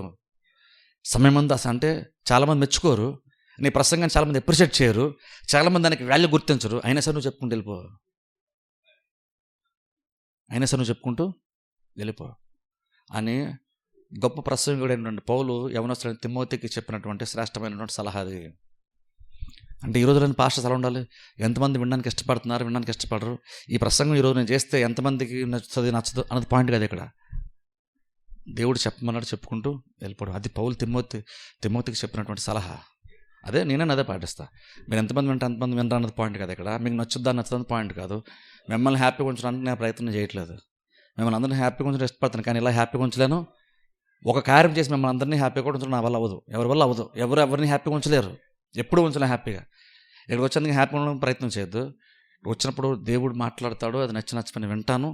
మీకు డౌట్ ఉంటే వాక్యం తిరిగేసి పరిశీలించండి, ఫలం ఏంటో మీరు చూడండి, మీకు అర్థమైపోద్ది. ఒక్కదాని బేసిస్ కాదు, చాలా కన్సిడర్ చేస్తే, చాలా చూస్తే నిజమైనటువంటి పరిచర్య ఏంటి, నిజమైన బోధ ఎవరో మనకు తెలుస్తుంది, దేవుడు మనకు బయలుపరుస్తాడు. అందుకంటే చూడండి, కొంచెం లోతుగా ఈరోజు ఆలోచించండి. ఎవరు వాక్యం వింటున్నారు, ఎవరిని ఫాలో అవుతున్నారు, ఎవరిని పాస్టర్ మీరు అనుకుంటున్నారు, చాలా జాగ్రత్తగా చూసుకోండి. మీకు ఇది ఇంపార్టెంట్ అయితే, పరిచయం ఇంపార్టెంట్ అయితే, ఏ పరిచయం కరెక్టో తెలుసుకోండి. వాక్య పరిచయం ఇంపార్టెంట్ అయితే కనుక, నిజంగా వాక్యం మీద మీకు శ్రద్ధ ఉండి ప్రేమ ఉంటే ఏది సత్యవాక్యం అని తెలుసుకోండి. అది తెలుసుకున్నప్పుడు ఆ వాక్యం బోధింపడుతున్నప్పుడు దాన్ని వినండి, దాన్ని అర్థం చేసుకుని దాన్ని అంగీకరించండి, దాన్ని వీలైతే 10 మంది కూడా చెప్పడానికి ప్రయత్నం చేయండి. ఎందుకంటే అందరికీ సత్యవాక్యము తెలియదు. నీకు తెలిసినప్పుడు, దేవుడు నీకు తెచ్చినప్పుడు 10 మందికి పంచే పని కూడా యాక్చువల్ మనం చేయాలి, తెలుసా విషయం? సాధారణ అంత యాక్టివ్గా పనిచేస్తున్నప్పుడు, అసత్యాన్ని బోధించే వాళ్ళు అంత విస్తారంగా పనిచేస్తున్నప్పుడు మనం ఎంత బలంగా పనిచేయాలో ఒకసారి ఆలోచించండి. మనం అంత బ్రాడ్గా మనం ఆలోచన మానేస్తాం. ఎంతసేపు నేను వాక్యం వినాలి లేదనుకుంటున్నాం. కానీ మనం విన్నటువంటి సత్యవాక్యం అన్నప్పుడు మనం 10 మంది దాన్ని చెప్దాము, వాళ్ళు మన ద్వారా సత్యం తెలుసుకుంటారు అన్న ఆలోచన మనకు మీకు చాలామంది మీకు రావట్లేదు. ఆలోచించండి. ఎక్కువ నుండి వాక్యం ఎవరికి మనం పంచవచ్చు, మీరు ఆలోచించండి. అలా ఉండాలి. సాతాను అంత యాక్టివ్గా పనిచేస్తున్నప్పుడు మనం ఇంకెంత యాక్టివ్గా ఉండాలి ఆలోచించండి. అబద్ధాన్ని బోధించే వాళ్ళు అంత యాక్టివ్గా వాళ్ళు యాక్టివ్గా వాళ్ళు కొన్ని కార్యాలు చేస్తున్నప్పుడు, నిజమైన వాక్యం బోధిస్తాను అనుకున్నప్పుడు వాళ్ళందరూ ఎంత యాక్టివ్గా ఉండాలి, ఎంతగా మనం దాని ఇంకెక్కువ మనం విస్తరింపజేయాలి ఒకసారి ఆలోచించండి. ఎందుకంటే చూడండి, దీన్ని సీరియస్గా తీసుకోండి. పరిచయాన్ని కానీ వాక్యాన్ని పరిచయాన్ని సీరియస్గా తీసుకోండి. వాక్యాన్ని సీరియస్ తీసుకోండి. ఏది పడుతుంది నమ్మద్దు. ప్రతి ఆత్మను పరీక్షించండి. ప్రార్థన చేస్తున్నాను. అందరూ తల వంచి కలిపి నేను చిన్న ప్రార్థన చేస్తాను. మమ్మల్ని మిక్కిలిగా ప్రేమిస్తున్న మా తండ్రి, మీకు స్తోత్రాలు ప్రభు. వందనాలు తండ్రి. రాత్రికాల సమయంలో మీరు ఇచ్చిన మాటలను బట్టి ప్రభు మీకు స్తోత్రాలు తండ్రి. ప్రతి ఆత్మ నమ్మక తండ్రి, ప్రతిదీ పరిశీలించమన్నావు. అనేక మంది ప్రభు గొర్రె చర్మం కప్పినటువంటి తోడలు అనేక మంది ప్రభు మీలో ప్రవేశిస్తాయని మీరు సెలవిచ్చారు ప్రభు. స్వయంగా దేవా నువ్వే చెప్పావు ఆ మాట. వారి ఫలం వలన గ్రహిస్తారని చెప్పావు తండ్రి. అటు ఆత్మీయ జ్ఞానం ప్రభు ప్రతి క్రైస్తవునికి మీరు దయచేయమని ప్రార్థిస్తున్నాం తండ్రి. నిజమైనటువంటి పరిచర్య కింద నిజమైన విశ్వాసాలు ఉండడానికి సహాయం చేయండి ప్రభా. అల్పమైనటువంటి ఆలోచనలు బేస్ చేసుకుని ప్రభా, శరీరానుసారమైన ఆలోచన బేస్ చేసుకుని ప్రభా, సంగమములు వెతుక్కోకుండా ప్రభా, నిజమైనటువంటి ఆత్మీయ జ్ఞానం చేత ఆత్మ నడిపింపు చేత ప్రభా పరిచర్యలో ప్రభు తండ్రి వాళ్ళు ముందుండడానికి సహాయం చేయమని ప్రార్థిస్తాం. నిజమైనటువంటి కాపర్ల కింద ప్రభు, నిజమైన పరిచర్యల కింద ఉండడానికి సహాయం చేయండి ప్రభా. అట్టి ఆత్మీయ జ్ఞానం ప్రభు ప్రతి వారికి మీరు దయచేయండి ప్రభా. క్రైస్తవ ప్రపంచంలో ప్రభు మీరు బలంగా మీరు పనిచేయమని ప్రార్థిస్తున్నాం తండ్రి. సత్యం విస్తరించడానికి సహాయం చేయమని ప్రార్థిస్తున్నాం ప్రభా. అనేక మంది సత్యాన్ని గ్రహించట్లుగా ప్రభు మీరు కృప చూపించమని ప్రార్థిస్తున్నాం. ఈ పరిచయంలో ప్రభు మీరు వాడుకోమని ప్రార్థిస్తాం. విస్తరింపచేయండి ప్రభా. అనేక మంది ప్రభు మీ సత్యవాక్యమును తెలుసుకోవాలి ప్రభా. అలా తెలుసుకోవడానికి అవసరమైనటువంటి ప్రభు అవకాశాలు మాకు దయచేయండి, ఆలోచనలు మాకు దయచేయండి, అటు ఆశ మాకు దయచేయండి ప్రభా. ప్రతి విశ్వాస ప్రభా తండ్రి ఈ పనిలో ప్రభా ముందుడానికి సహాయం చేయని ప్రార్థిస్తున్నాం ప్రభా. మీరు ప్రేరేపించండి, తలంపులు మీరు దయచేయమని ప్రార్థిస్తున్నాం ప్రభా. మీరు ఇచ్చిన మాటలన్నిటి ప్రభు మీకు వందనములు స్తోత్రాలు చెల్లిస్తున్నాం. వెతుపడిన వాక్యాన్ని ఫలింపచేయండి ప్రభా. దీవించండి, ఆశీర్వదించండి. ప్రస్తుతం దుర్దినములు మేము జీవిస్తుండగా ప్రభా తండ్రి మీరు మాకు ఇస్తున్న వాక్య జ్ఞానం అంతటి బట్టి మీకు స్తోత్రాలు ప్రభా. ఏది సత్యం ఏది అసత్యమో ప్రభా, ఏది నిజమైన ఆత్మో కాదో ప్రభా తెలిసినంత జ్ఞానం మాకు ఇచ్చావు ప్రభా. దాన్ని ఆధారం చేసుకుని ప్రభా తండ్రి మేము నిజమైన పరిశీలన ప్రభా, నిజమైన సేవకులు, నిజమైన వాక్య పరిశీలన గుర్తించి ప్రభా మేము బలవంతులుగా మేము మారడానికి ప్రభా ఏకీవించడానికి మాకు సహాయం చేయమని ప్రార్థిస్తాం. వెత్తబడిన వాక్యాన్ని ఫలింపచేయండి ప్రభా. దీవించండి, ఆశీర్వదించమని ప్రార్థిస్తూ వచ్చిన ప్రతి బిడ్డని మీరు దీవించిన బిడ్డలు వెళ్ళొచ్చుడానికి మార్గమంతలు మీరు తోడుగొండమని యేసుక్రీస్తు నామమున ప్రార్థిస్తున్నాం మా పరమ తండ్రి. ఆమేన్.